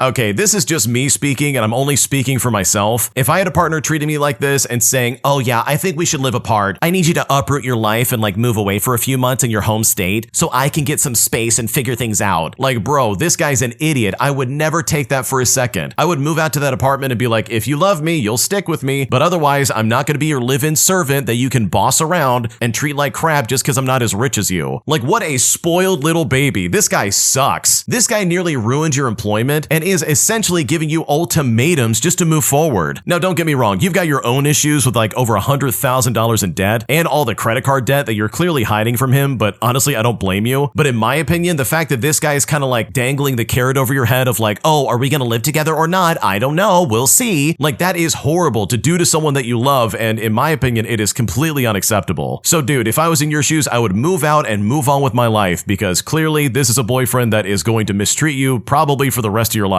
And couple that with the fact that he nearly made you homeless and is now pissed off that you're trying to secure your future. Like, that is unacceptable, and I don't blame you for trying to look somewhere else. Am I the jerk for yelling at my mom, who is still grieving my deceased brother after 30 years? Because at this point, it pretty much rules the entirety of my house, and I seriously now just don't know what to do about this. Here's what's going on. To start things off, I live in East Asia, and this is actually my first time writing on Reddit. I yelled at my mom today, and I want to know if I'm the jerk for doing so. I have been the only child ever since my brother passed away of a disease about 30 years ago. I'm 38 years old, and I live with my parents who are in their 70s, as well as their elderly cat who's 17 years old. The family cat is having serious aging problems requiring medication and fluids every day, which I am the only one who can give these to him since my parents are somehow scared to do so. This is the biggest reason that I live with my parents, and they know it. My mom just can't hold her tears just thinking about my older brother to this day. And you know what? I've always supported her. For as long as I can remember, our family is in forever grief mode. We never openly talk about my brother, and it's considered taboo to watch any media that presents children in serious disabilities or disease disease, like what my brother had. However, about 4 years ago, my narcissistic grandfather blamed my mom by talking about how our family doesn't have a son, which is a very male-centered mind of our culture. There was huge family drama after this incident, and my mom declared that she'll never visit him ever again. My dad did nothing but yelled at her to apologize to his father. Because I was always on her side when my parents had a fight, I told her to divorce my dad so many times, but it never happened, so I eventually just gave up. And this actually worsened my 20 years of depression a lot. Last week, my aunt's grandson had a first birthday party, and my aunt didn't invite my mom on purpose for her father's revenge. My mom decided to confront her via email, and today, during writing and sending the email, she was sobbing the whole time in the thought of my deceased brother. I was so stressed out, but I tried hard not to touch this immense sadness filling the house. But suddenly, she told me that if there's a second life, she wishes my brother to be her baby again, sobbing the entire time. And I really think that was my last straw. I simply couldn't resist anymore, and I yelled at my mom for not getting over the death of my brother. I then said, though I understand how that kind of loss cannot be healed forever, I am literally sick and tired of watching her being sad over him till now. She then got immediately offended and yelled at me. She said to me, "If you don't want to hear it, then get out of my house." And she went to her room and slammed the door, where she started crying out loud like it's the end of the world. I said nothing after this, but she told everything to my dad, saying how insensitive and aggressive I was to her. I then bursted into tears for being hurt, but also feeling guilty and horrible for saying those words to her. I wanted to hold back, but I simply couldn't. I was literally suffocating in stress. So am I the jerk here? Because right now I'm kind of at a loss. Okay, in my opinion, I don't think you're the jerk. I think the timing might have been just really bad, because it does sound like the rest of the family is kind of turning on her anyways. But what you said really does make sense. For her to be grieving the loss of her son 30 years later, like, my God, every day you're weeping and crying and like freaking out. Like, I don't know about you, but that just doesn't sound healthy. I can understand being sad about it and like really trying to find ways to like cope, but spending the next 30 years grieving this, like, dude, you've got to figure out a way to move on. You're not forgetting about him, but you're definitely not going to make the whole house grieve his loss every day. That sounds obnoxious and really unhealthy. So no, you're not the jerk for confronting her about this. I think it needed to be said, because this is clearly disrupting pretty much everybody's lives, and I don't know about you, but I would not want to deal with that. Am I the jerk for telling my mother-in-law that she's not allowed to call herself my kid's guardian ever again? Because after she said this to literally one of the teachers at my kid's school, I finally went off on her, putting her right in her place. Here's what happened. Okay, so I've been married to my wife for about 6 years now. We have one kid, and my wife's mom has always been intense, like the kind of person who speaks in certainties and rewrites history in real time. We've had a rocky relationship with her for years, but we've kept it polite because my wife still wants our kids to know his grandma. The problem is she doesn't stay in the grandma lane. She oversteps in sneaky ways that sound helpful if you weren't there. For example, she'll tell my son, "If you ever need a real grown-up, you call me," while looking directly at me. Or she'll say stuff like, "I'm the only one who remembers your allergies," even though our kid doesn't have allergies. She also loves to make little announcements to other people. Last year at a school thing, she introduced herself to a parent as basically his second mom, and my son looked really confused and did that little kid laugh like, "What are you talking about?" Now, I let it go because my wife asked me to, and I told myself it was harmless ego. Well, this week was my son's school open house. It's not a holiday or anything like that, just the evening where kids show their classroom and the teacher does a quick chat. My wife invited her mom because she said it would mean a lot to our son, which is fine, whatever, I don't really care that much. We get there, it's really crowded, and kids are everywhere, and my son runs off to show his desk. I'm standing with my wife, and her mom is doing her usual scanning the room type of thing. A staff member, not the teacher, more like the front of the office type, comes up and says, "Hi, are you his guardian?" and then points over to my son. Before I can even answer, my mother-in-law smiles and goes, "Yes, I'm his guardian. I handle all the important stuff for him." The staff member then turns to me and my wife and goes, "Oh, okay, great." My wife then looks at me like, "Please don't," but I felt my face get hot. I then said in a very calm but clear manner, "No, you're his grandmother. I'm his dad and this is his mother." Her mom instantly does that wounded little laugh and says, "It's just a word. Don't be so touchy." And the staff member looked awkward and then just excused herself. Then my mother-in-law starts hissing at me quietly, saying that I embarrassed her, that apparently I undermine her role, that I always have to make everything about control. My wife is now stressed out trying to herd our kid away from the hallway chaos, and her mom keeps following me like a ghost, whispering these little speeches. But I finally stopped near the book fair tables, and I said louder than I meant to, "You are not his guardian. Don't ever say that again to anyone. It's weird and it confuses people." A couple of parents glanced over. She then got teary-eyed immediately and said, "I'm trying to erase her," and that she only stepped up because someone has to. And that part made me snap, because it's implying that we don't. I told her if she wants to be included, she can act like a normal grandparent and stop playing the martyr. She then stormed out and later texted my wife that she feels unsafe around me now and won't come to anything unless I apologize. My wife says she agrees her mom was out of line, but also says I picked the worst possible moment and I made the night tense for our kid. I really think the worst moment was her claiming that she's his guardian in front of the school staff, like it's some kind of like casual title that she earned. So seriously, am I the jerk in this situation? Because right now I don't know what to do. Oh man, this legitimately made my blood boil because holy crap, your mother-in-law is so far out of line it's not even funny. She is actively disrespecting the original poster and the wife in the story, even though the wife is just completely complicit in this situation and should be doing more to mitigate this, but that's a different story. And the mother-in-law is like blatantly doing this in the open. This is not some like small remark. This is a coordinated and consistent thing that she's doing. And she's essentially saying that, yeah, you're a bad parent and I'll be the parent if I need to. But it's like, dude, no one wants you to be the parent. You're literally not the parent of my kid. You can't just make that claim. You're not the guardian. You're a grandparent who very quickly is about to have no access to my kid. Like, in my opinion, it seems like you've got a wife problem instead of a grandmother problem. Yeah, what she's saying is really awful, but it sounds like your wife is like, I don't know, justifying it. She's apologizing for it, but not correcting it, which is super toxic and not okay. And here's the thing, she probably thought she would get away with making these snide remarks inside that classroom by following you around and be like, oh yeah, you can't do anything about this. I'm gonna tell you exactly how I feel. But it's like, dude, you can only push someone so far. So I think you're absolutely justified in telling this lady off. She has no business trying to act like she's the guardian of this kid or that you're not a good parent, because she is not in charge of this kid at all. And the fact that she could say that crap, in my opinion, is completely unacceptable. My toxic entitled classmate tries to pass off my hard work as his own during our group project, all while I'm recovering in the emergency room. So I decided to get some revenge by not only ensuring that my professor was aware of everything going on, but also making sure that he couldn't take credit for anything that I worked on. Here's what happened. So this happened a few semesters ago where I was taking a course in urban design. Everyone was grouped in threes, but one of my group members wanted to join another group with their friend. So I ended up with one other person. I'm not sure why the professor thought this was okay, but I wasn't too worried because I was fairly confident in my ability to do the work. The course incorporated previous studio courses to tie together in a massive topic of urban planning, which included architectural design, environmental sustainability, urban infrastructure, and historic preservation. I tried to brainstorm with my partner on which direction we should go. My idea was focused on residents, as housing would address a huge demand here in New York City. However, my partner seemed content on making the project about industrial buildings, so I just focused there. We brainstormed on different ideas, but got the impression that he just wanted me to take the lead, as he mostly agreed while not really giving much input. Well, weeks went by, and I constantly updated my partner on my progress via WhatsApp, while rarely getting any kind of feedback or updates from him. It annoyed me a bit, but I was still confident in my work, which was enough to get us through the next checkpoint during our next presentation. Well, at some point during the semester, I got a really terrible kidney stone. It wasn't from junk food or a poor diet. In fact, it was from eating too much black beans and chickpeas. Now, as a side note, I asked ChatGPT to give me a list of foods, which I used to come up with a meal plan that meets my macro needs. Now, I did feel better with my new diet, but it eventually led to me having my worst kidney stone of my life that ended up putting me in the emergency room. I was on all kinds of pain medications, and I had to stay there for several nights. But it didn't end there. The stone was so big that it got stuck, and I ended up needing surgery to put in a stent. I had to wait several more weeks and endure a lot of pain, and have to have another surgery just to remove the stent, all before I was finally recovering. Now, throughout this whole time, I managed to put in some work into my project. But you know what? I was surprised to learn that my partner did absolutely nothing and waited for me to continue my work. Like, what is going on? To make it even worse, I learned that he tried to present my work as his own. I mean, how can people be like that? I emailed my professor about my situation. I explained how I've done all the work so far and sent him screenshots of the chat, as well as my project file, which includes all of the history logs. The professor reminded me that during the final submission, everyone had to put their initials on the slides of the work that they worked on. on. And I thought to myself, okay, you got it. And it's right then that I started to plan. Now, luckily, I was recovered and ready to present my work, but I left out the initials as it wasn't required for the presentation and only for the final submission. And I did this because I really felt the need to see what he would do. I even tried to cut him some slack and gave him some talking points on the parts that I'd allow him to claim as his own, even though it was fully my work. But you know what? He didn't. He kept cutting me off during the presentation to talk about my project as if he had anything to do with it. He mostly repeated the same information that I mentioned while not bringing anything of value to point out. The final presentation had several judges who were comprised of local professionals in high-level positions within the industry. The conversation was always directed at me, so I had a good feeling that everyone understood that I did most of the work as I knew all the intimate knowledge of the parts. Then came the last day to submit our work. The final slides included my initials on every single page. Apparently, my partner missed that part about the initials and also submitted an older version of my work. A few weeks go by and I hit him up asking what he got, and I was surprised to learn that he actually passed with a C+, but he was even more surprised to hear that I received an A- and promptly said he will have a talk with the professor on why he received such a low grade. So honestly, why are these people like this? But regardless, at the end of the day, I did do everything as instructed, and as a result, I ended up with one heck of a semester. Man, this story really makes me mad because this absolutely is so unfair. Here you are in the hospital, and you find out that your project partner is trying to pass off your work as your own. Like, that's enough to make me go crazy, and that really would tick me off beyond end. So truly, good for you for getting back at this guy, because for him to try and take your work like that is truly incredibly toxic. If you like Am I the Jerk, you're probably going to love Am I the Genius. Check it out, link down below in the description. Also, go to amithejerk.com/submit if you would like to submit your own stories. My job is quite literally the most exhausting environment I've ever worked at, and I seriously hope I never work in a place like this ever again. Here's what happened. So I work at a gas station/grocery store, and it is actually my first time working in this type of environment, and it most likely will be my last. I have become completely mentally drained by how dumb people truly are. I mean, I knew people were dumb, but I had no idea just how dumb. It's like there is a stupid contest, and every 30 minutes a new contestant shows up to try and one-up the other one. In fact, just today alone, I had 2 transactions that have blown my mind, and I'm not even halfway through my shift. Contestant number 1 is this guy that looks to be about 30 years old, and he looks pretty normal. He has just a few things to ring up, and we do so as normal. When it's time to pay, he swipes his card and just blankly stares at the pin pad. He looks at me and I look at him, and there's a good bit of awkward silence between the two of us. He then finally says to me with the most blank expression, "It's asking me if I want cash back, but I don't want cash back." So I say to him, please push the button that says no, as there is literally only 2 button options on the screen. He can either press yes or no. He keeps staring at me in complete radio silence. I then just reach over the counter and push the button for him, as I simply don't have time for this. There are people waiting after all. But yet again, he stares in silence, saying, "No, it's asking for my PIN number." And at this point, I'm in disbelief. So I tell him, okay, well, enter your PIN number. And thankfully, he does so without hesitation. We then finish the transaction, and thankfully he leaves. And it makes me think, this simply can't be your first time using a debit card, or even seeing a cashback prompt, or even entering your PIN number, right? Well, clearly I must have been wrong. Contestant number 2 walks in the front door, sees me checking someone out, and blurts out, "Are you guys open right now?" And by the way, real quick, the store I work at is famously open 24 hours a day. At that moment, I try as hard as I can not to say, "No, we're closed, I'm here for fun." But I reply with a simple yes, because he is staring at me like he wants a genuine reply to what just feels like an extremely dumb question without the context of where he is and what he sees happening around him. And right then and there, I just know that he's going to get up to the counter and be the most annoying person of all time. And yep, he starts asking me questions that I can't answer with a simple yes or no, like forcing me to talk to him in a way. We get to the checkout portion with me trying to minimize conversation as much as I possibly can, and I see him pull out his driver's license and start trying to swipe it like a credit card. And you know what? I let him do it a few more times before I finally say, "That's your driver's license." Well, he doesn't say a word. He does a full 180 turn and completely walks out of the store, leaving everything that he grabbed on the counter and doesn't come back. Now, it's not these 2 interactions alone. It's these types of interactions repeatedly and more frequently than you would believe that just becomes so exhausting. Like someone looking at me and blurting out, "How much does this cost?" from the other side of the store. And it's like, I don't know, you jelly-filled donut. There's probably 1,000 different items on the shelves, and each one is typically labeled disabled. Plus, I can't even see what you're referring to. But overall, I am simply exhausted by this job, and I seriously hope I don't have to work in a place like this ever again. Yeah, I completely understand where you're coming from, because seriously, some customers are just like blatantly stupid. They don't know how to do anything, they don't know what they want, and if you don't give in to their demands, they just completely take it out on you. Thankfully, the people you dealt with were stupid but harmless, but trust me, when they're stupid and harmful, it quite literally will ruin your week. So hopefully you're able to find a better job than this place, because what you described sounds incredibly exhausting. This next story came from the Am I the Jerk subreddit. Check the links in the description if you would like to submit your own story. Am I the jerk for cutting off my entire family after my brother and girlfriend accused me of something that I definitely didn't do that resulted in me being exiled from the family? Here's what happened. Okay, so I'm a 24-year-old male, and I feel like my life has been ripped apart by people who were supposed to love me the most. This all started about 6 years ago, and I'm still struggling to come to terms with it. I've been dating a woman that we will call Emily ever since high school. Our families were that close, and our parents were childhood friends, and we grew up together, and I thought that I would end up marrying her. We had spent nearly our entire lives side by side, going to the same schools, hanging out with the same friends, even going on family vacations together. She was my first love, and I truly believed that we were forever. Then there's my older brother, who we will call Alex. He's always been the golden child. Smart, charismatic, successful. He was my parents' favorite, but I never thought that would matter until everything fell apart. 6 years ago, Emily accused me of mistreating her in the worst possible way, if you know what I mean. And when she did this, I was completely blindsided. We had been together for years. Why would she say something like that? I couldn't believe what I was hearing. Then, to make matters worse, Alex stepped in, backing her up. He told our parents that he had witnessed me behaving inappropriately towards her at a party, and he claimed that he had been protecting her, and my parents just ate it up. No one believed me. I was horrified, confused, and heartbroken, but my parents didn't even ask for my side of the story. They believed Alex and Emily without any question. I was kicked out of the house within days, and the entire community turned its back on me. Emily's father, who had been like a second father to me, also cut all ties with me. I lost everything. My girlfriend, my family, my reputation. My parents told me they didn't want to see me again until I got help for something I hadn't even done. I was 18 at the time and had nowhere to go. I ended up crashing at a friend's place for a while, but emotionally, I was a wreck. I spiraled into depression and alcoholism, using anything I could to numb the pain of being abandoned and falsely accused by the people I trusted the most. For years, I struggled to move on. I changed cities, started therapy, and slowly started rebuilding my life. But the betrayal still haunted me. Dating was nearly impossible because I couldn't shake the feeling that people would turn on me, just like Emily and Alex did. My family never reached out, and I never tried to contact them either. I couldn't forgive them for kicking me out based on nothing but lies. Then, about 6 months ago, everything changed. One of Emily's old friends, who we will call Lisa, who had stopped talking to her after the fallout, reached out to me. She told me that she couldn't live with the guilt anymore and that she had something to confess. She revealed that Emily and Alex had been in love with each other for years. They had started seeing each other behind my back while we were still together, and when Emily wanted to leave me for Alex, they both came up with a false accusation as a way to force me out of the picture. Alex knew that if he backed me up, my parents would believe them without a second thought, and it worked. Emily and Alex got together immediately after I was kicked out. Now they're married, and as far as I know, they've built the perfect life, while I was left to pick up the pieces of my own. But here's where it gets even more twisted. After Lisa told me the truth, she went to my parents. She couldn't stand knowing the truth anymore, and she wanted to know that they had thrown their son away for a lie. Well, my parents were shocked. Lisa explained how Alex had manipulated Emily, how they had both set me up to be the scapegoat, and my parents reached out to me soon after, begging to meet up and talk to me. They were devastating and crying on the phone, telling me how sorry they were for not believing me. They admitted that they had been blinded by their trust in Alex and their love for Emily. Now, at first, I thought I'd feel some kind of satisfaction from finally being vindicated, but all I felt was anger. It took them 6 years to figure out the truth, and even now they wanted to fix things like nothing had happened. But the worst part about it is that they have forgiven Alex and Emily. My parents say that family is family, and that what's done is done. They still love Alex, and they've even welcomed Emily back into their lives. They want us all to reconcile and to put this behind us, and act as if the last 6 years didn't destroy me. I haven't responded to their latest attempts to reach out, and I don't know if I can ever forgive them for what they did. They threw me out based on a lie, abandoned me when I needed them the most, and now they want me to just get over it because Alex and Emily are supposedly family. So am I the jerk for cutting off my family, even after they found out the truth about what really happened? Because right now I am so angry that I seriously don't know what to do. Oh my god, I am so sorry you went went through this. Like seriously, this is insane in my opinion. Not only did you have an awful girlfriend who was cheating on you, but also she accused you of something horrifying. Like there's no excuse for that, and in my opinion, there is no forgiving that. Like I would never trust my family ever again if someone did that to me and they believed them. But even on top of that, if they didn't believe me or even like begin to understand my side of things and just automatically said, no, Emily said you did this and Alex is backing her up. You're out of the family. Don't come back until you get help. Like I would never trust those people ever again. It's also equally insulting that your family is welcoming back Alex and Emily and they're just like, listen, family is family. What's done is done. We need to get over it. And it's like, dude, I've spent 6 years on my own figuring out my life because you turned your back on me. And suddenly the onus of like forgiveness is on my shoulders? Like, no, I do not think so. Because if I was in your shoes, I would not feel like these people have earned my forgiveness at all. And honestly, I don't think I could forgive them if someone did that to me, like legitimately. I would never trust them again and they would be completely out of my life. So to that end, I don't think you're the jerk at all for cutting them out of your life because they literally ruined yours. And I just don't think that's something that I could ever forgive, especially overnight. My in-laws spent hundreds of thousands of dollars just to try and live near us so that they could see their grandkid. But as a result, they completely ruined their lives, spending more money than they ever thought possible, all in some kind of effort to build a house closer to us. Here's what happened. Back in 2016, my wife and I decided to buy vacant land about 3 hours from where we live. The jobs were better there for both of us, and we were sick and tired of our hometown. We were going to save up for a few more years and build our forever home. We are only children with the only grandchild, and the grandparents were very active in our lives and the child's life. We offered them to go in with us on land and they could build a house too. My parents agreed, but the in-laws said no, because they just can't think that far ahead into the future. So we bought 5 acres with my parents. Fast forward to 2020, and we started building, and we've moved into a rental nearby. And when we did that, my in-laws freaked out. My mother-in-law starts crying that we can't take away their grandchild. They say it's unfair to move somewhere they can't afford to move to, but we remind them that it's only a 3-hour drive away, and that we gave them the chance to go in with us to make it affordable. And because they didn't go in with us, we didn't buy land zoned for 3 families. Well, a few weeks after we moved, the in-laws call us. They say that they have a plan. They're going to sell their place, which is completely paid off, and buy a small plot of land an hour away from us in the mountains. And then they're going to put a manufactured home on it. Now, this was going to be affordable because my father-in-law is a retired civil engineer and insisted that he could be his own general contractor. Well, now we had just built a house. We know what a pain in the rear end it is and how unexpectedly expensive it is. Both of the in-laws were retired, and we had recently found out that they had almost no savings. And this is all despite making low 6 figures in a low cost of living area for the last 25 years. And in fact, they were living off of Social Security. So we told them that they should keep their house that is paid off and just make the drive to see us, because this was going to be a lot more expensive than they were planning. My father-in-law showed me his budget, and it looked like it was based on building costs from the 90s. For example, our well and pump cost $25,000, but his budget is only for $5,000. When I pointed out his estimates were way too low, he got mad at me and said I overpaid. Now, my father-in-law is extremely old-fashioned and from a rural Missouri. He still goes to the store or mechanic and tries to barter for services. Well, true to form, my father-in-law found someone to buy their house for 75% of market value cash plus services. The guy was a contractor that put up fences around dairies. And honestly, I have no idea how my father-in-law thought this guy would help, but my father-in-law insisted the man was very handy. So that left them with $300,000 for this project, and trust me, this is California, so that is not a lot. They bought the mobile home for $150,000, and that included a $20,000 discount because my father-in-law insisted that he could set the home on the foundation and finish it, meaning that he would install carpets and doors and other things the company usually does, all for much less than that. But by my math, they actually had just barely made enough for electric, trenching, septic, water, foundation, finishing, grading, and permits, and the fees. My father-in-law got bids for everything, which all looked reasonable to me, but he insisted that they were way too high, so he was going to wait for the market to come down. He did take the bid for the foundation though, and ended up getting it poured. In the meantime, he bought a fifth wheel to live on the property, and my mother-in-law moved in with a neighbor and lived in their fifth wheel. My father-in-law then went on what I can only best describe as a spending spree. Anything he thought was a good deal that he could turn around and sell for more, he ended up buying. I showed up at his fifth wheel, and there was just tons of garbage all over the place. Like, here's an incomplete list of some of the things he bought. He got a used Cadillac SUV even though he already had 2 cars. He also got hay storage that goes on the back of his horse trailer. He bought 3 stoves that were open box from Lowe's, some slightly damaged cabinets from Lowe's, 300 feet of steel piping that might be used for fencing, 6 gas-powered generators, a used saddle, and tons of parts for his truck. The generators were because he refused to pay for any hookup fees because they would report him to the county and make him pay a permit, as well as school fees he was trying to avoid. So his idea was that he would constantly run generators for power. When we pointed out that they were loud, he had neighbors and couldn't run them overnight for things like his fridge, he said to me, "I'll just push the fridge outside every night. It is pretty cold here." Well, after the mobile home arrived, he realized he needed to clear trees. He didn't want to pay a licensed contractor, so he paid someone who he met at a hardware store to do it. Well, they dropped a massive tree on the foundation, which completely shattered it. And for reasons I still do not understand, he put the mobile home on blocks over the foundation before fixing it. He was now afraid to remove any more trees, so now there is just a giant tree 3 feet in front of their front door, and the door cannot open all the way. Meanwhile, my mother-in-law also went on a shopping bender and bought all new furniture while doing nothing to help out with the actual project. All she did was complain about what my father-in-law was doing and how long it was taking. Now, fast forward 2 years later, and my mother-in-law has had to move in with her sister and wants a divorce. My mother-in-law asked me for help for finishing this project so she can sell it and get her share. I meet with my father-in-law and I tell him that I'm gonna get some contractors up here just so they can finish the job. And I was then informed that they still had $90,000 in the building fund. So I called all my contractors and I got bids, and we could just barely get everything paid for except for permits and fees for that amount because my friends were definitely cutting me a deal. I mean, they built my house and I gave them several referrals. So I asked to see the money before my friends start the project. And guess what I see? They only have $5,000 left. $5,000 from $150,000. I asked them where the money went, and my father-in-law said he spent it on the construction project. He said that he bought the special sand that you need for electrical trenching, and then he showed me the special sand. But it was all just run-of-the-mill. Someone fleeced him for it, and he had paid $6,000 for a couple cubic yards of it. The steel pipe he said was for the horse farm, and he said he met a woman at the grocery store who wanted to board up her horses somewhere and agreed to do it with him. But his zoning does not allow horses. So I just asked my mother-in-law for the bank statements on the building account for the last couple of years. I start going through it and he was using it like a debit card. He paid for his car insurance, trips to the liquor store, as he was always drinking ungodly amounts of alcohol, or even just buying donuts. I mean, he had spent all of it. My mother-in-law was furious, but I said, listen, you had access to this the whole time. You could have checked what he was doing. I later called my father-in-law and I chewed him out for spending all the money on useless garbage and for wasting my contractor's time. I said you spent the money for your home and now neither of you have anywhere to live. I was furious because this is a man that I care about and now he is effectively homeless, and my mother-in-law was now living in a 1-bedroom apartment with her sister and her nephew. Well, he got mad, said none of that was true, and then stopped talking to us. He sent an email to everyone else in the family telling them that I'm a huge jerk amongst other things. He even reached out to my wife expecting her to take his side, but she didn't. At this point, he is now estranged to us. He still lives in the fifth wheel on the lot without any kind of electricity, and every November when it gets cold, he will call us or text us or email us saying that he's ready to finish the house now, but that he needs to borrow some money. I had to go up there to get some of my mother-in-law's stuff, and it looks like a complete mess. There's bottles and cans everywhere, there's garbage everywhere, tons of weather damage to the mobile home, all because it's not sealed and finished. There's piles of junk literally everywhere, and the Cadillac is up on blocks because he wrecked it, and he's trying to fix it himself. Oh, and remember the carpet and cabinets and the doors and everything else? Well, they were never installed, and now they're just rotting in the weather. My mother-in-law still lives with her sister and has no plans for her sister when she passes away because she is much older and sicker. She occasionally hints at moving in with us, but that is a non-starter for a million reasons. But this entire situation is absolutely baffling, and it all could have been avoided if they simply listened to us from the very beginning. Yeah, these people are very poor at planning their lives because seriously, this all could have been avoided. They wasted hundreds of thousands of dollars just to be closer to someone when they could have just driven the 3 hours to see the family. Like, that is so crazy that they spent that much money for literally no reason. So yeah, your in-laws are not the smartest people in the world because what they did to themselves was entirely preventable. My toxic entitled roommate is constantly trying to take over the the house and set rules that nobody wants to follow, demanding that we listen to all of her rules all the time. But after dealing with this for so long, me and my roommates have banded together and have decided that if she doesn't straighten up her act, then we're going to get her evicted. Here's what happened. So I moved in July to a 5-people apartment in a small Spanish city, and it's one that's known for its university life. I'm a student, and so are the other 2 girls that arrived in August, while the other guy is working, and we're all in our 20s. The issue is the 5th roommate, an adult American woman in her 40s, and she moved in late August. We don't really know her age or her specific job, just that she's from California, but also she's been nothing but a nuisance. When I knew that we would be living with an adult woman, I worried that instead of trying to cohabitate, she would try to behave like the head of the household and try to impose her own rules. And so she does. When she wants something done, it has to be when she says so. She doesn't agree with chore division and hates our leniency with those, and has also been complaining nonstop about storage arrangements when there is plenty of space except for the fridges, which were a complete headache to administer. She also only speaks English and barely makes an effort to communicate in Spanish. Now, I'm fluent in English, but my other roommates are not, so that part of basic communication just doesn't work well. But what we all agree on is that she has been fixated on me for some reason. It started with fat-phobic remarks. She became super aggressive with me and would try to command my own storage space. Since I own loads of ingredients, I offered it for free if others would need it, but they refused, since they had their own storage chosen and divided. She said I couldn't use more than one cabinet, but the thing is, she uses 2 different cabinets. She also uses 2 bathrooms and doesn't follow her own chores. It's a common thing for her to say, oh, you have to follow the rules, but the rules don't apply to me. It then became a constant aggression with me, but I gray rocked while also losing my patience. Otherwise, my other roommates are sweet. They're responsible and respectful, and we always talk and agree on things, and no single problem has arisen between us that couldn't be fixed with a quick conversation. It came to a head while I was using the kitchen, and I was calmly cooking while listening to music in my headphones. I like to cook, and I always clean up after myself. She barged into the kitchen, accusing me of occupying loads of space, even though there's plenty of space. I mean, 3 people can cook at the same time in the kitchen. She then demanded that I stop spending time there, while also calling me a hog. Now, at this point, I lost my patience. I raised my voice and I laid it on her. I called her obnoxious and disrespectful, stating that she was demanding and unreasonable, that she's been nothing but a problem ever since she arrived, and I then forbade her from speaking to me until further notice. My other roommates heard the argument, and they sided with me, which further annoyed her. She then tried to establish new rules, like not using the kitchen beyond 6:00 p.m., as well as informing when visits are coming, or a mandatory common lunch each week. Well, the resounding no in unison clearly bothered her, and she then just shut herself in her room. Ever since then, she's been avoiding us, and we're all just doing the same. She barely comes out of her room and doesn't speak a word. Sometimes she says stupid stuff in the group chat, but she's just completely ignored or cut off. The agency that manages the flat is aware of the trouble, and we agree that if she persists after this period of silence, then she will be asked to leave. She's probably realized that she cannot force her will, and that we don't want to deal with her. As for now, she's not acknowledged me at all, so at least she's respecting my wishes. And I don't feel bad, because my other roommates and I are a united front. We know how to deal with her, and I just hope she reflects and chooses the best thing for her. Either stay and behave, or just leave. Now, the other thing that really bothers us is that she's awake at night, so we hear her in the kitchen making noise at 4 or 5 in the morning, but she complains if we make noise during the morning or midday because she's asleep. She usually sends passive-aggressive messages at those hours, requesting chores to be done as soon as possible, but we just say that we will do those on our timetable. She's laughed at one of my roommates' accent, mocking how she speaks, and she tries to manipulate the other girls by giving them gifts, which are just old clothing that she leaves on the doors. And when something didn't go her way, she'll say, "Oh, I've been so good with you, I give you gifts." And trust me, there are many more than this, but I really hope that I don't have to deal with her for very long. Yeah, that's an obnoxious roommate. And on behalf of someone who is from America, I'm so sorry you have to deal with one of our worst. This lady sounds like an obnoxious jerk. First of all, you guys are not kids. You're all in your 20s, you're adults. So for her to walk in and be like, okay, it's my way or the highway, like that's just really weird, and there's no reason to act like that. Like, come on. But also, it is incredibly obnoxious that she's literally sitting there trying to make all these demands all the time. Because seriously, who made her queen of the castle? Just because she's older than everybody doesn't mean she has like seniority. That is not how this works. So truly, I hope she does get evicted, because this sounds like a miserable roommate. And if I was in your shoes, I would want her gone as soon as possible. If you like Am I the Jerk, you're you're probably going to love Am I the Genius? Check it out, link down below in the description. Also, go to amithejerk.com/submit if you would like to submit your own stories. Today, I messed up by telling my boyfriend I wanted to break up just to try and win an argument. And now I really regret it because I lost a man that I love very much. And at this point, I really don't know what to do. Here's what happened. So I want to start off by saying that I already know I messed up big time, but I just want to get this out. For a little background, I'm a recovering alcoholic, and right now I'm 4 months sober. So I obviously had a problem, and I ended up getting really sick, and my boyfriend had to take me to the hospital. For the first week, he stayed with me every day, but eventually he had to go back to work, and I was pretty upset because I didn't want to be alone in the hospital, and we argued about it a lot. Then I found out after a few days that he had missed a week of work after he left the hospital. We had been texting, but he hadn't responded as much as usual, and his cousin had called me to ask if he was okay, and I didn't know that he had been missing work. So I called him, and he sounded bad, like really sick. He said he hadn't smoked cigarettes or the herb in over a week, and he hadn't been able to eat or drink anything without getting sick. I told him to go to the doctor, but he said we couldn't afford it since I was already sick in the ICU. Now, I was pretty worried, and he really did sound terrible. He lost his voice, and I could hear him puking over the phone, so I called an ambulance to our room. After a few more days, he had gotten better, and we were talking like everything was okay and I wasn't in the hospital, and he wasn't working 7 days a week up to 14 hours a day. He came and visited me on the weekends after work, and sometimes on the weekdays while he was having to work those, and I could tell he was always tired, but we argued a little because I didn't want him to leave me alone at the hospital all the time. Then he gets a letter from out of state from the CPS stating that his kids got taken from their mom months ago, and no one told him until then, and they wanted to give him custody of his kids, who he had not seen in 2 years, and he was beyond excited. He got to talk to them for the first time in years, and he cried after he got off the phone telling me about it. Then came the big thing. He wanted to stay together, but wait for me to move back in until his court was over because I was an alcoholic, and I had current medical history and problems because of it. It caused a huge argument. I was so mad because he used to drink worse than me, to the point where he's throwing up uncontrollably and had the shakes when he quits drinking. I felt like it was unfair. I didn't want to not be with him when I got out of the hospital, even though he said he would visit me at my mom's or rehab. We fought about it every day for 2 weeks. He kept telling me to grow up and that his kids come first, and that if it was the other way around, he would do it no questions asked so that I could get my son. And you know what? He would have. I know that. He worked and took care of me for a year while I spent all his money and got sick. He even gave me sponge baths in the hospital and called my son so I could talk to him because he thought I was going to pass away. Like, I know I was beyond stupid, but I told him if I had to stay somewhere else, we were breaking up. It's always worked before when I wanted to get what I wanted, but this time he just said fine. He told me to do what I wanted then, and that I could be single since I'm always saying it, and he didn't have time to deal with this right now. And honestly, I didn't know what to say. I was mad. He always just let me have my way, and he probably shouldn't have. And now I just don't know what to say. The last thing he told me was that he's sorry and that he really loves me, but he couldn't do this right now, and he hopes that I stay sober. Now, it's been 4 months and I'm in sober living, but I don't have a job and I haven't found a new place to stay. He still asks my mom about me, and he hasn't found anyone else. He has his kids back and they're all doing good, and I really am hoping that he's doing good and that his kids are safe now. I just wish I was there. I miss him, and I miss how he would always hold me when I didn't feel good, or how he made me dinner after he got home from work. I miss his kids, and I wish I could hug them all one more time. I miss how he would smile whenever I pulled his hair out of his face, or when I rubbed his chest. I want to talk to him so bad, but I have him blocked on everything because he told me to lose his number and that he didn't want to see me again after our last fight. He always told me that he's never felt like he did about me with anyone. He took me back after I left him for someone else for a year when his ex ran off with his kids. I messed up so much with him, and I never deserved how great he treated me. I've never had that before. Breakfast in bed when we didn't work, flowers whenever he got paid, presents just because he wanted to, watching my favorite shows I know he hated and pretending he loved them. I complained at him all the time about stupid stuff, and he always just stayed. He held me and rubbed my hair when I was so mad at him, and I even punched him and gave him a black eye. I just took it all for granted, thinking that he would always be there. I always thought that because he loved me, he would stay no matter what. I didn't deserve him. I tried to make him pick between me and his kids. Everyone in the world telling me how bad I messed up won't ever make me feel as bad as the look on his face when we broke up. Like it was the hardest smartest choice he made. He always told me that the only things he wanted was a family, a house, and a wife that loved him. And I always wanted someone to be there no matter what, and he was doing that. I just got emotional and angry during my withdrawals, and I took it out on him. There were times I treated him so badly, and he just took it. And I'll never find someone like that ever again. I didn't deserve it the first time, and he deserved better. He told me he hopes I get better and that I do better in my next relationship, and that I find someone that treats me how I want to be treated. But who says that after someone breaks up with them? I just hope he finds someone that can be what he wants them to be and treats them as great as he treated me. I'm going through these steps and talking about all of it in a group, and didn't realize how selfish I was being. I just wish I could apologize and tell him how sorry I am, but that will not fix anything. I just have to try and get better and be better. He is the one person I can't talk to during step 9 because I do not deserve his forgiveness. Yeah, I'm just gonna say it straight up. You definitely messed up. It sounds like you have a really good guy that was willing to have your back, and you quite literally took that for granted. Like, even saying the words, "I'm gonna break up with you if you don't do this or that," like that alone is so bad it's not even funny. And the fact that you did that more than once must have been like obnoxious for him. And I get it, you feel bad and you see what you did was wrong, but seriously, what you did really was wrong. And at least for the sake of his happiness, I really do hope that he doesn't have anybody like you in the future. And I mean that as nicely as I possibly can, because this story absolutely paints you in a bad light, and I hope that guy finds someone much better than what you gave him on a daily basis. Am I the jerk for telling my wife to take time off of work if she wants to take time for herself? Because right now she's angry with me for taking on a new job, despite the fact that we agreed that the pay increase would be worth it. And right now I really don't know what to do. Here's what happened. So my wife and I have been married for 12 years and we have 2 kids. We both work full time, but I have got promoted about 3 months ago that required a change to my work hours. I used to have the same standard Monday through Friday hours as my wife, but my new role has me working 10-hour shifts Thursday through Sunday. This promotion came with a pretty substantial pay raise as well. My wife and I discussed how my change in hours would affect our family's day-to-day lives, but we both agreed it would be worth it for the additional income. I use my time off Monday through Wednesday to do pretty much all the family shopping, as well as doing errands, cleaning, and laundry, and I've even been able to make substantial progress on some long put-off home projects. I also cook dinners and prep weekly lunches for the kids and my wife. The additional income is becoming noticeable as well, as we haven't had this much in our savings account in years. A few weeks ago, my wife started griping about my new job. She hates that I'm working all weekend because that means that she's with the kids the entire time. She complains that she goes from working all week to solo parenting on the weekends. Both our kids are in activities on weekends, so she has been doing that by herself as well. We talked about ways to ease some of the weekend stuff from her, such as getting a babysitter, carpooling to kids' activities, taking the kids to their grandparents, and then some. But she still complains that all of the legwork for those things will be done by her, all because I'm at work. She said that she feels like she never has any time for herself since my hours got changed. To try and alleviate this, I suggested that she make plans with friends to do something on Monday or Tuesday nights, and she did try but got frustrated when her friends were busy those nights and wanted to get together on weekends. This led to another argument with her telling me that she hates my new job and that I need to look into changing my hours again. I told her that I've been trying everything to help ease the transition with my new job, but all I've been met with is hostility and frustration. I asked her if there's anything more I can do other than change my hours, and she told me no. She said she just hates that she doesn't get a break and that I have 3 days to myself. I started listing off all the ways I've been trying to make this easier and how much more money we are making, and she just cut me off and said to me that the money isn't worth it. I then got frustrated and I told her if she needs time for herself, then she should just use vacation time from work if she is not going to be reasonable and help me find a compromise. She then got even more mad and told me that I'm being a jerk. She then made me sleep in the guest room and told me that I can't come back to our bed unless I fix this. What should I do? Okay, in my opinion, I think I can see both sides of this, but I really have to side with the original poster here. From the sounds of it, it seems like this is a substantial increase in pay, and if they just find some kind of routine to make this work, this could be very advantageous for the both of them and their entire family. So to that end, I don't think the original poster is the jerk. And sure, things are really hard right now, and I can understand that she's like completely overwhelmed, but it really seems like she is unwilling to have any kind of compromise, and she is just refusing to listen to any other like alternative solution. And it's not like the guy can change his hours. Like seriously, he just got this job. If he was like a year in, he could probably switch things up and work during the week. Like that probably would be ideal, but he literally just started it. He can't change change that around even if he wanted to. So in my opinion, I do not think that you're the jerk. Am I the jerk for asking my dad to not bring his girlfriend to a football game after he has completely neglected any kind of one-on-one time between the two of us ever since he started dating her? Here's what happened. I'm a 25-year-old female and I'm an only child. My parents divorced 4 years ago, and I've always had a good relationship with my dad, though sometimes it's been a bit rocky. We've had a tradition going out to dinner every Friday, and I've always tried to maintain a close bond with him. In 2021, I befriended a lady by the name of June, who is a colleague of mine, and for reference, June is 45 years old. We weren't super close, but I considered her more than just a work friend. We had hung out, and at one point, I even asked her to lend me her credit card to buy us Lollapalooza tickets. In return, she asked to visit my family's island house, which I agreed to. I didn't think much of it when I later invited her and her daughter to the house with my dad driving us there. Well, it turns out my dad and June started dating shortly afterwards. They did ask for my permission at first, and I reluctantly said yes. But over time, I began to feel sidelined. June started coming to all of our outings, even to the point where my dad wanted to include her and her kids on our annual New Year's trip. Whenever I wanted to hang out with my dad alone, he would suggest that I tag along with them instead. By October, I had enough, and I told him how uncomfortable I felt. His response was that they were a couple now, and I needed to accept that they would always do things together. I wasn't asking him to choose between us, but instead just to have any kind of time alone with him. Fast forward to last Wednesday, and my dad called asking if he could bring June to our local football club game, which is something that's been a special tradition for us ever since I was a kid. Well, I said no, reminding him that this was supposed to be our thing. He pushed back, saying that he didn't want her to be alone on a Saturday night, but I told him again that my answer was still no. He then called me spoiled and bratty and said to me that he was bringing her anyways. But you know what? I stood my ground, saying that he could go with her, but don't pick me up. He then suggested that we could all have dinner afterwards, to which I said I'd rather go with one of my friends. He then proposed that we all go together, and I said no again. He finally said, okay, but I'm bringing her either way. Then, 5 minutes later, he called back saying, you know what, I'm not going. And since then, we haven't spoken. I tried calling on Friday to cancel our usual dinner plans, but he did not respond. He's currently living with June while she builds her new house, so they get to see each other every day. So is it too much to ask for him to go to the game with just me? Is it really such a tragedy for her to stay home for a couple of hours? Am I the jerk for wanting that one-on-one time with my dad? What should I do? No, I don't think you're the jerk here. I think what you're asking is completely reasonable because your dad is seemingly finding every excuse under the sun to not spend any time with you. And I'm sure that you're happy that he is actually with June and they get to spend time together, but it seems like he's going overboard and just completely neglecting any kind of relationship with you. So on that end, I understand where you're coming from, and I can see why you're getting frustrated about everything going on. So overall, I don't think you're the jerk, and I think that your dad should do a better job of trying to reach out to you. I'm considering quitting my job as a restaurant server every single day, simply because it is one of the worst working environments I've ever experienced in my life. Here's what happened. Okay, so admittedly, I've only been serving in a restaurant for about a month, but out of all the jobs I've held, this one stresses me out the most. When I began, I only had 2 days of training before I was thrown onto the floor. The first couple of weeks were fairly rough, as I was acclimating to the pace and learning a lot of things on the fly. I dealt with extremely rude and entitled customers along the way, unlike any other retail job that I've picked up. One lady kept repeating that it was her birthday and said, "No tip, there's no tip," and actually ripped her check in half in front of me and the manager, all because I took a little too long from being green. But joke's on her because it was auto gratuity anyways. But ever since the first couple of weeks, I've dealt with a much lower amount of rude customers, probably partly because I've gotten much better and gotten the hang of things. Aside from that, I've quickly discovered that a lot of my coworkers seem fairly toxic. Most of them don't greet you, even when I smile and initiate first. Lots of gossiping amongst the girls, and plenty of private, personal things shared within earshot very often. I mean, people talk so much garbage. One of the chefs was very verbally awful to the servers as well when mistakes were made, no matter how small they might be. Since I was new to serving and made a number of mistakes out of pure ignorance, he decided to target me. Other servers told me it was normal and I should just tolerate it, but he was the only one doing that. He started out with scolding and ramped up to insults with me, but as soon as it got to that point, I had enough and basically said that we're gonna fight outside of work. And ever since then, he's been much quieter and much more cooperative with every one of the servers. But you know what? I shouldn't have to do that. I shouldn't have to warn another human being that treating others beneath them is wrong and that there are going to be consequences. I've also never never dealt with this much toxicity within such a short period of time. It usually takes longer to unfold, but I guess the stressful environment accelerates that. I truly didn't understand why there were so many messed up people in the food industry until now. I started this because I wanted to work my way up to bartending, but my God, I'm considering rage quitting every single day that I work. Yeah, I completely understand where you're coming from because I've dealt with every single one of those when I was working in the restaurant business. People are super toxic, they don't like working there, and you just happen to be the next person that they get to yell at because they hate their life. Like, that's been my experience, and sure, other people have great experiences working in restaurants, but I don't think I've ever had a good experience being a server, a busboy, or anything. So yeah, that kind of is what you're getting into, and I don't blame you for wanting to quit. Because unless you have a good staff and a good manager to keep things on track, then that job truly can be very miserable. My annoying, lazy coworker is constantly trying to force me to do his job for him. And after dealing with this for long enough, I decided to get some revenge by sabotaging a project he put in my hands, resulting in him not only taking the full blame for this project being messed up, but also by him being punished with temporary leave without any kind of pay. And I've honestly never been more satisfied to get back at my slacker coworker in my life. Here's what happened. So I work in an office with a guy that I will call Seth for the sake of the story. Seth is that coworker that everybody knows. He's lazy, always passing his work on to somebody else, and somehow always getting away with it. He will sit around on his phone or go to the bathroom every 10 minutes. He's the kind of guy who will show up late, make some lame excuse about traffic, and then disappear for lunch for 2 hours. For the past 6 months, Seth's favorite target has been me. He will send emails asking if I can help out with a project, but what he really means is that I need to do all the work while he takes the credit. I complained to my boss a couple of times, but somehow Seth always managed to weasel his way out of trouble. The final straw came when he passed off a major report that was due to a client in 2 days and dumped it on me at the last minute. One day, I casually asked him if he was good with Excel, and he admitted that he didn't know much about it. So I thought to myself, okay, this is perfect. So the next time Seth tried to dump a bunch of spreadsheets on me to organize for his next report, I decided to agree. But this time, I embedded a series of hidden formulas into the documents. Now, these formulas didn't do anything important, just enough to mess with the numbers if someone didn't know how to check for hidden cells. It took me a little time, but I was careful not to make it too obvious. And the kicker here is that every time Seth tried to copy and paste the data into his report, it would scramble everything just enough to make it completely useless. Well, on the day the report was due, Seth slacked off just like usual, assuming that I had handled it like always. When the client called furious because the report was filled with nonsense numbers, Seth started to panic. He then rushed to fix it, but every time he tried to fix one part of the report, something else would break. He then came to me frantic, asking for help, and I just acted confused and said, "Oh, I don't know what happened, maybe it's a glitch." I gave him some vague advice, and I watched as he spent the entire day trying to salvage his mess. Our boss eventually found out, and Seth for once couldn't talk his way out of it. He got lambasted for screwing up such an important project and was put on temporary leave without any kind of pay. So I guess it's easy to say that he'll be doing his own work from here on out. Yes, that is some glorious revenge. I love everything about that. I can't stand coworkers who act like this because they literally make the work environment so unbelievably toxic. And it's all at everybody else's expense, like no one can be comfortable around this person because they're never doing their job and everyone suffers because of that. So I personally love this revenge because this guy absolutely had it coming. If you like Am I the Jerk, you're probably going to love Am I the Genius. Check it out, link down below in the description. Also, go to amithejerk.com/submit if you would like to submit your own stories. Would I be the jerk if I returned my parents' graduation gift to them after they gave me a Starbucks gift card, despite the fact that they know for a fact that I hate Starbucks and I'm actively protesting them? Here's what happened. I'm a 22-year-old female and I graduated from college last May, and I received a $25 Starbucks gift card from my parents as a graduation gift. Now, I'm not someone who needs a huge gift or anything like that, but this really hurt my feelings for other reasons. Firstly, though my parents don't care about this, I've been participating in the Starbucks boycott for months now, and this has been incredibly easy for me for reasons that will become very obvious. Secondly, even if I wasn't boycotting it, I still wouldn't use the gift card. I don't like coffee or tea, and I've never liked coffee or tea. And this is something that my parents know, as I repeat it often when they ask if I want anything or to try their drink. I know that Starbucks sells food, but I honestly don't even like their food offerings that much either, especially not enough to go out of my way to get them. Lastly, my dad bought a bunch of gift cards from Starbucks for his company this past winter, and this was part of some raffle thing going on. So I'm almost certain that my parents parents gave me this gift card not because they went out of their way to get me something, but simply because they just had it lying around. And to be completely honest, that almost hurts more because it shows that it wasn't even special and it was just convenient. It's now been over 4 months and I still haven't used the gift card and I have no plans to do so. And this is where I might be venturing into jerk territory. They don't even know how I feel about this. They sent it to me in a card and technically don't even have confirmation that I received it. If I give it back to them, as my dad goes to Starbucks like every day so he definitely would use it, I know that they'll ask where I got it. I see no point in lying to them and I would just tell them that it was their graduation gift to me. As far as I can remember, and I've racked my brain about this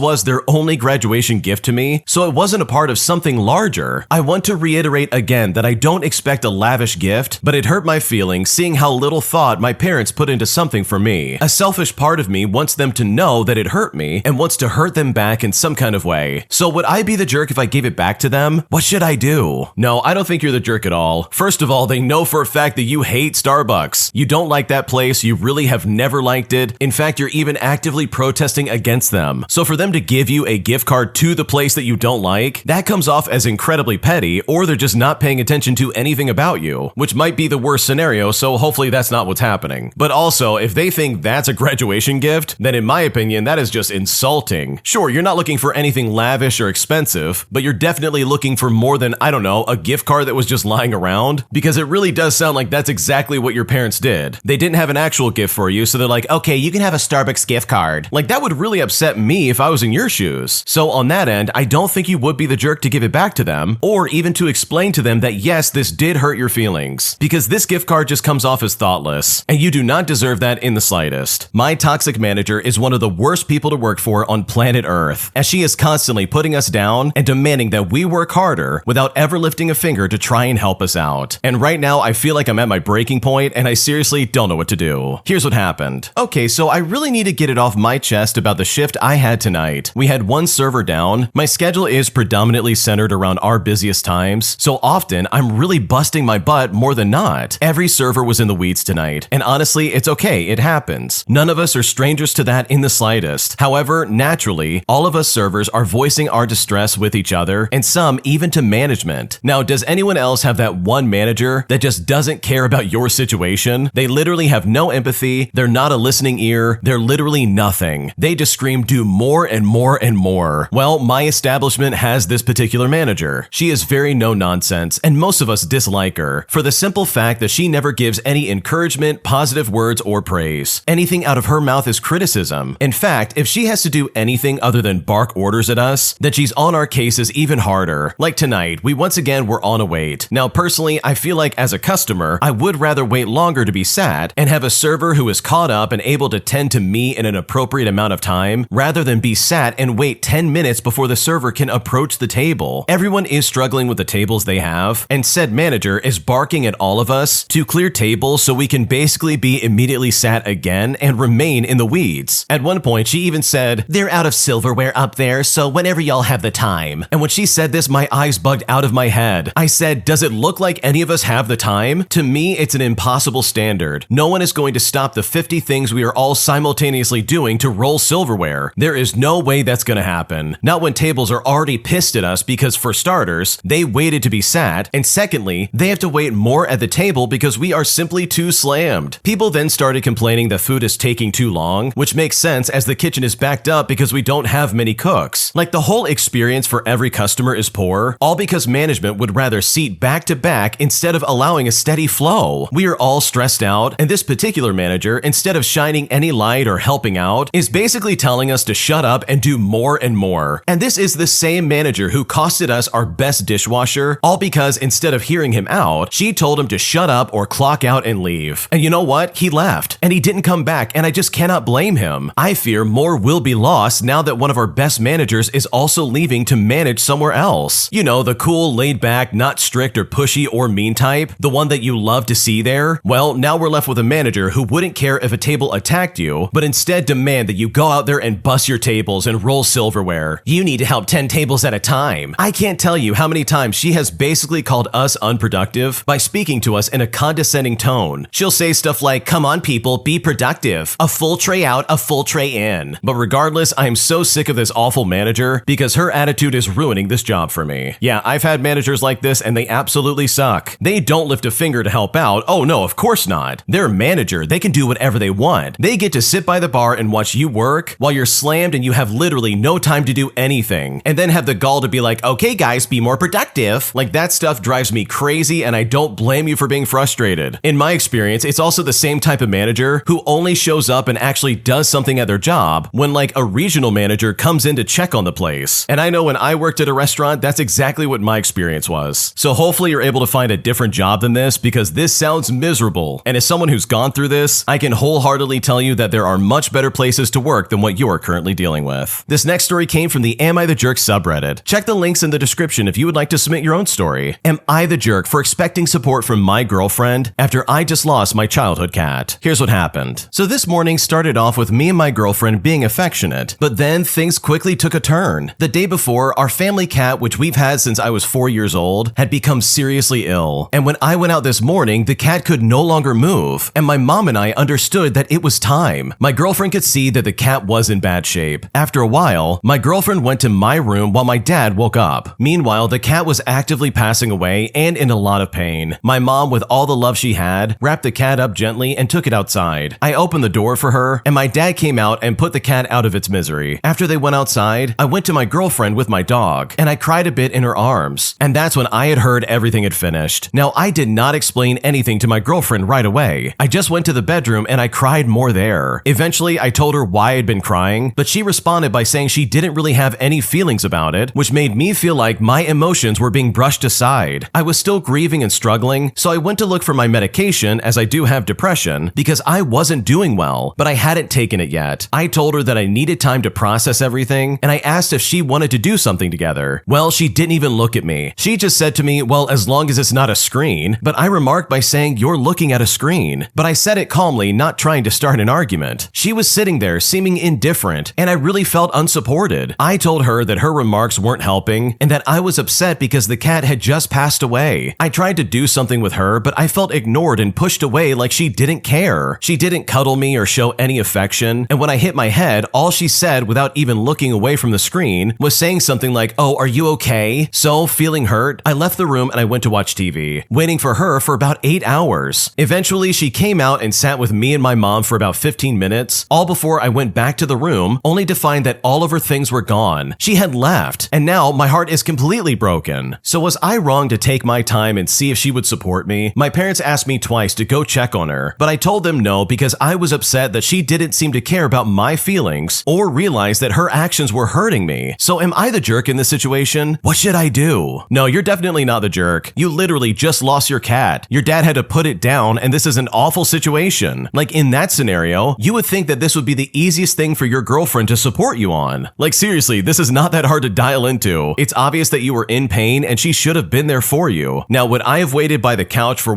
8 hours for her to come out? Absolutely not. I would have said something much sooner than that. I'm not really a fan of trying to test your partner or anything like that, but I think considering your emotional state and all that you were going through right then and there, I can understand where you're coming from and why you did it. So no, you're definitely not the jerk, and I really think your girlfriend absolutely should have been there for you. Am I overreacting for wanting to break up with my partner all because they refused to clean in a timely manner? Here's what happened. So me and my partner have been living together for a considerable amount of time now. Before that, I noticed that they had a problem keeping their spaces clean and organized, but I just chalked it up to possible undiagnosed ADHD and a lack of education regarding cleanliness. It's not exactly a situation where I think I can change them, but I did blindly trust their word about working on that. We have assigned chores, but I have been clear that it isn't a strict system. If one of us is unable to do their chores, the other can pick up their slack for the day. Reasons include being sick, being stressed, or just being tired. And I've picked up their slack before, even when the reason was just being forgetful, all without even telling them about it. And that's because it doesn't bother me to help them out. I made sure to assign the more daily chores to myself, just so I wouldn't overwhelm them. I have made lists, and I have let them know they present possibly as having ADHD symptoms, and I say that because I am diagnosed, and I then gave them ideas on how to work with it while they got a diagnosis. And yet, even still, if I'm unable to clean up the apartment in 1 to 3 days, it is absolute chaos. Dishes pile up and dust accumulates, there's weird smells and food crumbs everywhere, and that's all in 3 days. Now, I myself am unmedicated, and I can go through very low points. I do my best best to get out of the slumps fast and make as little mess as possible to not overwhelm them, but when I do get out, or even when I'm in the middle of a very bad week, the house is a mess, and it takes almost 2 days to get it back to a decent state. At first, I thought we were both having a bad week, which is no biggie, just let them know and reset. But this has been a repeating situation every 1 to 2 months ever since we moved in together, and the conversations have escalated more and more to the point where I don't bother with being the bigger person and talking about it maturely, but instead I just let go and I berate them. I know it's wrong, but I'm so tired physically, mentally, and emotionally. I'm not sure if this is a boundary or an ultimatum, but I told them once if this keeps being a regular thing, I would break up with them. I love them, but my fatigue is growing bigger than my love. The reason we haven't broken up yet is because once I talk to them, they always show remorse and immediately go running to clean everything. Though in that rush, they tend to make more of a mess in the process. Now, I haven't mentioned that because I didn't want to ruin their intentions with feedback about their cleaning, and because quite frankly, I can't afford it. We split rent and they pay some bills. I've done the math, and I wouldn't be able to do anything other than work and go home if I had to pay all the expenses myself. If it was only cleanliness, I think I would be okay. I would be tired, but at least it's manageable. But it's just an all-around lack of consideration for me and my time, followed by kicked puppy dog eyes and I'm sorry's and self-deprecation every time I speak my mind. I'm not going to bring out specific situations for the sake of ambiguity, but I feel neglected in every aspect of the relationship. It's making the whole go to work, go home, and then go to work again life seem not as bad. However, since their response is always to get to work and pick up their slack, at least for a few days, I feel like I'm not being patient enough. Aside from the reasons I listed before, I acknowledge that I can be short-fused and still believe they don't want to be like this, but don't have the tools to function like I have. Hence why I'm doubting if this urge to break up is just my own lack of patience or an actual red flag. So am I overreacting in this situation for wanting to break up? What should I do? Okay, first and foremost, in my opinion, if you're saying that yes, I will break up with you if you don't clean up, then in my opinion, that is already a massive red flag. Because at that point, you've said it. You've basically given the ultimatum and you've let the cat out of the bag. But the thing is, I don't blame you in the slightest. If I had to live in a pigsty every single day, all because my partner didn't want to step up and do what they need to do, then I would lose my mind and be like, wait a second, this is not worth it. And sure, I understand where you're coming from, where you're like, listen, they might have ADHD and they don't know how to cope with this stuff, but unless they've gone to a doctor and gotten that diagnosis, I would not try to excuse away their lazy behavior. Because that's all this is really, it's just them being lazy. I don't see this as them having undiagnosed ADHD because nobody knows that except for a doctor. And I really feel like self-diagnosing them and giving them that excuse to not do anything around the house, in my opinion, is a horrible mistake. Like, that is not a good idea, and I don't think you should do that. So I don't think you're completely overreacting, but I also see your hesitancy with this because it sounds like you do care about them and you do want the best for them. And hopefully something can change in this situation because what you described honestly does not sound like a good time. Am I overreacting by my sister's constant jokes at my expense, as she is always saying something so horrible and demeaning about me or my appearance? Because right now I feel very lost and I seriously don't know what to do. Here's what happened. So me and my sister have never had a great relationship. When we were younger, she went through a really bad depression, which made us grow apart for a really long time. I started distancing myself from her because she would often hurt my feelings with comments and jokes about my appearance or personality traits. So recently we started going to the gym together, and in order to actually make some progress, I started bulking up. And to be completely honest, I used to be incredibly skinny, so I've gained quite a lot of weight at this point, and I still wouldn't consider myself bulky, but my sister and mother haven't stopped making comments on the fact that I've been eating a lot more. And honestly, they didn't really affect me since I'm used to receiving those types of comments, but recently I've been growing insecure on the fact that maybe I've actually started to look fat, even though I'm making a lot of progress at the gym, and it's all because of those comments and the looks. As a note here, my sister quit the gym and isn't disciplined at all when it comes to good habits. When it comes to comments and stuff like this, she criticizes me a lot, which makes me really insecure on the way that I dress, talk, and express myself. Another example is the way that I like cutting my hair. I'm really into grunge music, so I try to dress to fit the style, meaning that I've cut my hair many times and I really love having a wolf cut. But whenever I change anything in my appearance, I immediately feel insecure and seen by her, and basically my family in general. We've had intense arguments, and she tells me what she really thinks about me when she is upset. She has said things like, oh, I'm just trying to excuse myself from being a jerk by saying that I'm being too sensitive. Now, I consider myself very tolerant with awful people, and I often remain silent when someone is rude to me, but for some reason, my family family thinks I'm rude and often aggressive with people, but I just don't see this at all. And other people besides my family view me in a completely different way. I also think that I am indeed quite sensitive. Friends have told me that it's a big flaw in me, and to be honest, this really breaks me down. It's been this way my entire life, and the more I grow, the more I feel attacked and undermined by her, which has led me to think that she is jealous or angry at me in some twisted way. So am I overreacting by my sister's constant jokes at my expense? What should I do? No, this is not an overreaction for being upset by the way they're talking about you. And let's just get this clear, they're not jokes. They're hurtful comments that are very one-sided. If they were actually jokes, then you would find them funny. But at this point, she's just insulting you and saying horrible things about you, and then trying to pass it off like, oh, I was only kidding. But it's like, no, it doesn't matter if you're kidding or not. What you're saying hurt my feelings, and you can't keep doing that under the guise of, oh, I was just messing around. And personally, I cannot stand when people do that, because it's almost like they now have a license to offend you whenever they want. Like, that's not fair for you in the slightest, and you don't deserve that. And I think you might be right about the way she's acting, because it really does seem like she's angry or jealous of you in some kind of way. Like, her behavior is so toxic and so annoying that it's almost coming off as like obsessive or something like that. So no, you're not overreacting and you're not overly sensitive. What your sister has been saying about you is completely inappropriate. And if I was in your shoes, I absolutely would also be upset about this. My entitled brother and his fiance kicked me out of their bridal party after I got engaged in secret, claiming that I was taking away from their wedding and that I was ruining their big day. But then things escalate from there as my brother demands that I still cover the cost of the wedding, even though they kick me out of the wedding party. And now after saying no to them, they're calling me selfish and saying that I'm holding a grudge against them, causing my family to become split down the middle on who's wrong and who's right. And at this point, I seriously don't know what to do. Here's what happened. So I have always been close with my brother, who we will call Tom, and we've had a great relationship. When he got engaged to his fiance, who we will call Sarah, I was honored to be asked to be a bridesmaid. They've been planning a big wedding for over a year, and I've been heavily involved in helping organize things and even offered to cover some of the cost since my brother and his fiance were on a tight budget. Well, a few months ago, my partner proposed to me and I said yes. We kept it low-key to not take away from Tom's upcoming wedding since we have been together for years and have an established marriage-like life together. However, after announcing our engagement, Sarah became very cold towards me. Tom later told me that Sarah was upset, feeling like I stole her spotlight by getting engaged before their wedding. A week later, Tom and Sarah called me and said that because of the timing of my engagement, it would be best if I stepped down as a bridesmaid. Sarah wanted to focus on her, and apparently my new engagement was too distracting. Well, I was hurt, but I agreed to step down to keep the peace. Well, here's where things really escalated. Tom recently asked if I was still willing to cover the wedding costs I had previously offered to pay for a significant amount of money, and when he made this request, I was shocked. But even still, I politely declined, saying that I didn't feel comfortable contributing anymore since I was no longer in the bridal party, and I felt very hurt by the situation. Tom then got really upset and called me selfish, saying I'm ruining his big day. Sarah even accused me of holding a grudge and trying to punish them, and now my family is split. Some think that I should still help out since I initially offered, while others agree that it's unfair to expect me to contribute, especially after getting kicked out of the wedding party. So am I the jerk in this situation? What should I do? No, you are definitely not the jerk. Tom and Sarah are out of their mind, as well as any other family members, if they really think that you should cough up any money after getting kicked out of the wedding party. But not even that. You got kicked out over the stupidest reasons on planet Earth. You mean to tell me they kicked you out of their wedding all because you got engaged, and somehow this is distracting from their stupid wedding? Like, what is going on? How does your engagement take away from their wedding? That's the dumbest thing I've ever heard in my life, and that is so unfair. Like, that is the dumbest reason anyone's ever had for kicking somebody out of their wedding party. But then for Tom to turn around and be like, hey, by the way, even though you're not in the wedding party, we need that money you offered us before. You're still gonna pay it, right? Like, what in the world is going on right now? That is insane in my opinion. You tried to politely decline, but these people are like, wow, you're holding a grudge. I can't believe you. Like, this is some like next level gaslighting, because this is insane. There is seriously no good excuse to act this way. So no, of course you're not the jerk. These people are out of their minds if they expect you to give them money, and anyone who would even begin to possibly agree with them, in my opinion, is completely delusional. If you like Am I the Jerk, you're probably going to love Am I the Genius. Check it out, link down below in the description. Also, go to amIthejerk.com/submit if you would like to submit your own stories. Would I be the jerk for not paying for my friend's flight home? Because right now, as we're planning a road trip up to Northern California, everything is slow slowly falling apart, and at this point, I seriously don't know what to do. Here's what happened. I'm a 25-year-old female, and my friends and I are road tripping to Northern California soon for a long weekend. The road trip will be about a 10.5-hour drive. 12 of us are attending the trip, and we're all around the same age. There's 2 couples, including myself and my boyfriend. We're all driving together from the same city, except for 3 people who are going by themselves. Only myself and one of my other friends have a car. So I'm taking 5 people in car A, and my friend is taking 4 people in car B. In car A, we have myself, my boyfriend, my friend who has met everyone once or twice, but is mainly my friend, and a second to that is the closest to my roommates. And the last 2 people to round out the car are my 2 other roommates. Car B has the driver, who we will call Becky, who doesn't live in the same city as us, but is driving to our city to pick us up and drive to Florida as part of a longer travel period that she's taking. My other friend in the car, who we will call Lisa, who is also very close with Becky, as well as 2 other friends who we will call Ben and Daisy. They're the other couple, and Daisy is roommates with Lisa. Now, the cars are divided pretty logically by household plus the people we're closest to. We're also all in agreement on how we're gonna split gas, so there's no drama there. However, Becky and Lisa, after our trip, plan to go on a second vacation of their own, meaning Becky's car will not be returning to our city, and her passengers that need to go home, namely Ben and Daisy, are going to be stranded. Becky is willing to drive them halfway home to an airport, where flights will cost about $150 to get home. So I told them, while I can't fit them in my car on the way back because it only has 5 seats, I'm happy to take their luggage so they don't have to incur any extra fees. Well, Daisy is upset, feeling like the situation is awful for her and Ben, and this is all because they just so happen to be placed in Becky's car, so now they have to take on extra costs. We're going to discuss it this week, but possible solutions have been either splitting the flight tickets across everybody going back, or doing some sort of drawing early of who gets to go back in the car versus who's flying. Now, I personally don't think myself or the passengers should be responsible for the cost of the flights. My passengers are coming with me due to their closeness to me, and they're the people I want to spend the long drive with. Now, as a side note, I was also invited to the trip with Becky and Lisa, but I felt too guilty to strand my 4 passengers. Well, Daisy is getting increasingly upset about the situation over text messaging, so I know it's going to be a tense situation. She is quick to anger and to blame others, and has been already butting heads with Lisa recently over roommate problems. Daisy is the kind of person to hold a grudge, and if we made them pay for a flight, she may make snide comments about it throughout the trip. As her roommate, Lisa feels a lot of anxiety about it, and is trying to appease her, but I want to stand my ground and protect my passengers. I'm just not sure the best way to split the cost and the logistics of returning home, while also maintaining the peace. So would I be the jerk if I decided to not pay for my friend's flight home? What should I do? No, you would not be the jerk, because why would this be your problem? Seriously, first of all, this all needs to be figured out like way in advance. Like, this already sounds like an absolute mess, and this would be plenty of grounds for me to basically back out and be like, okay, I don't think I want to be a part of this. Like, seriously, this sounds insane in my opinion. Because here's my problem with this entire situation. You are not the one abandoning these people on the side of the road to go do some extra trip. That literally falls on the shoulders of Becky and Lisa. So if they really want to help their friends out, they shouldn't look around and be like, who's going to help pay for this? And instead look in their own pockets and put the money in for them. And also, why is Ben and Daisy okay with just getting stranded in Northern California? Like, this is so stupid across the board. Everybody's so dumb in this situation. More specifically, literally everybody in car B. Like, if I knew I was going on a road trip and the person driving us there was like, okay, I can take you halfway, then I guess I'm just gonna leave and go to Florida, I would be like, oh, that's cool, I'm not going anymore. Screw that. There's just no way that's happening. Like, at that rate, you're basically walking into getting stranded, and there's no reason to do that. Plus, you're literally taking on extra cost by being like, okay, I'll just get a flight home. So for anybody outside of car B to be like, who's gonna help pay for this? Like, that alone is so ridiculous it's not even funny. Because this is quite literally not your problem, and Becky and Lisa need to step up and be better friends. My mom is upset because I want to work a job that requires me to work weekends, resulting in her not being able to use my car. And right now, I'm wondering if I'm the one that's being selfish in this situation, because at this point, I really don't know what to do. Here's what happened. So I currently live with my mom, and back in June, I got laid off from my job, which also covered housing. It sucked because I really loved that job and it was rent-free. And while I had already lined up a place to live, my mom offered me her home. Now, while I was traveling for work, there was no need for me to have my car, so I left it with my mother, who doesn't have a car. She normally wouldn't need a car, but came into the care of her 2 grandchildren, which also required her to re-enter the workforce. She was lucky to land a mainly remote job, but it does require her to come into the office once a week. Now, I've been working my work schedule around her schedule, along with my school schedule schedule as I'm becoming an EMS. I feel like I've been pretty compromisable with her. There have been times where I have given her my schedule weeks in advance and have had to change things last minute just to accommodate some stuff that she had to do. While I do live with her rent-free, I do help out as well. I do chores around the house, I take my nieces to and from school as needed, I take them to clubs, and other things that might be needed. I also do grocery runs and errands for my mom. My mom constantly talks about how grateful she is for letting me use the car and how much money she's saving by letting her use the car. And as a side note, it is my car. I pay all the insurance, included her insurance as well. But the thing that happened that prompted me even writing this is that I was promised a promotion at my current day job, and 2 times now it was given to someone else. So I decided I was going to look for a new job. I told a friend I was looking for a job, and he so happened to be a manager somewhere and was looking for someone and offered me a job where I would make more than I would have made with that promotion. But the thing is, it was Thursday through Sunday, which I didn't mind. I actually preferred working weekends because I don't like going out when everything is crowded. I told my mom, and I thought she would be excited because I'd be doing a job that I'd actually like to do, and I'd get way more money, plus I would have to work less. But instead, she started talking about how I would be working all weekend, and she didn't outright say it, but she was commenting a lot of negative things. She would say stuff like, "I guess you'll have the car all weekend, huh? I guess we can't do anything in the weekend. Better plan all my shopping trips on the weekdays after work. I guess I can just walk. It'll be hard to take the kids to the movies. I guess we can always just Uber there." And the worst part is that she always ends by saying, "Oh, I'm not saying this to deter you from taking the job or anything like that. We'll be fine. We could just Uber everywhere." But if that was the case, then why do you keep making comments? I honestly have no idea if I'm in the wrong or if I'm overreacting. I thought it was fair considering I'm living with her rent-free, but I feel like I'm getting taken advantage of and being gaslit. What should I do? Okay, first and foremost, your mom is a guilt-tripping jerk, because that is all this is. She's being passive-aggressive on purpose to get under your skin and making these snide remarks by being like, "Oh yeah, I guess we'll just walk there." And in my opinion, people who act like this are seriously some of the most annoying people to deal with on the planet. Like, this is such an immature way of discussing anything, or even beginning to have a conversation of any kind. Like, seriously, if she has a problem with you taking the car, then she should speak up and say something like an adult, and not do this weird routine where she's acting like a teenager and she's like, "Oh no, it's fine, I'm not mad. Please take the job, we'll just walk everywhere." So you know what? If she wants to act like that and wants to be petty and passive-aggressive, then seriously, let her do that. And best of all, you should take her at her face value. If she's saying she'll walk everywhere and use an Uber to get around, then guess what? Congratulations, that's exactly what you're gonna do. If she's saying that this shouldn't deter you from taking away from your job and that she's going to Uber everywhere, then guess what? You should go ahead with your job. If she's gonna be immature, then congratulations, you're gonna take her at face value. And I think that's the only way it's gonna get through that no, these stupid tactics are not gonna work. At least that's what I would do if I was in your situation. Obviously, there's a lot of nuance that only you know about, so you should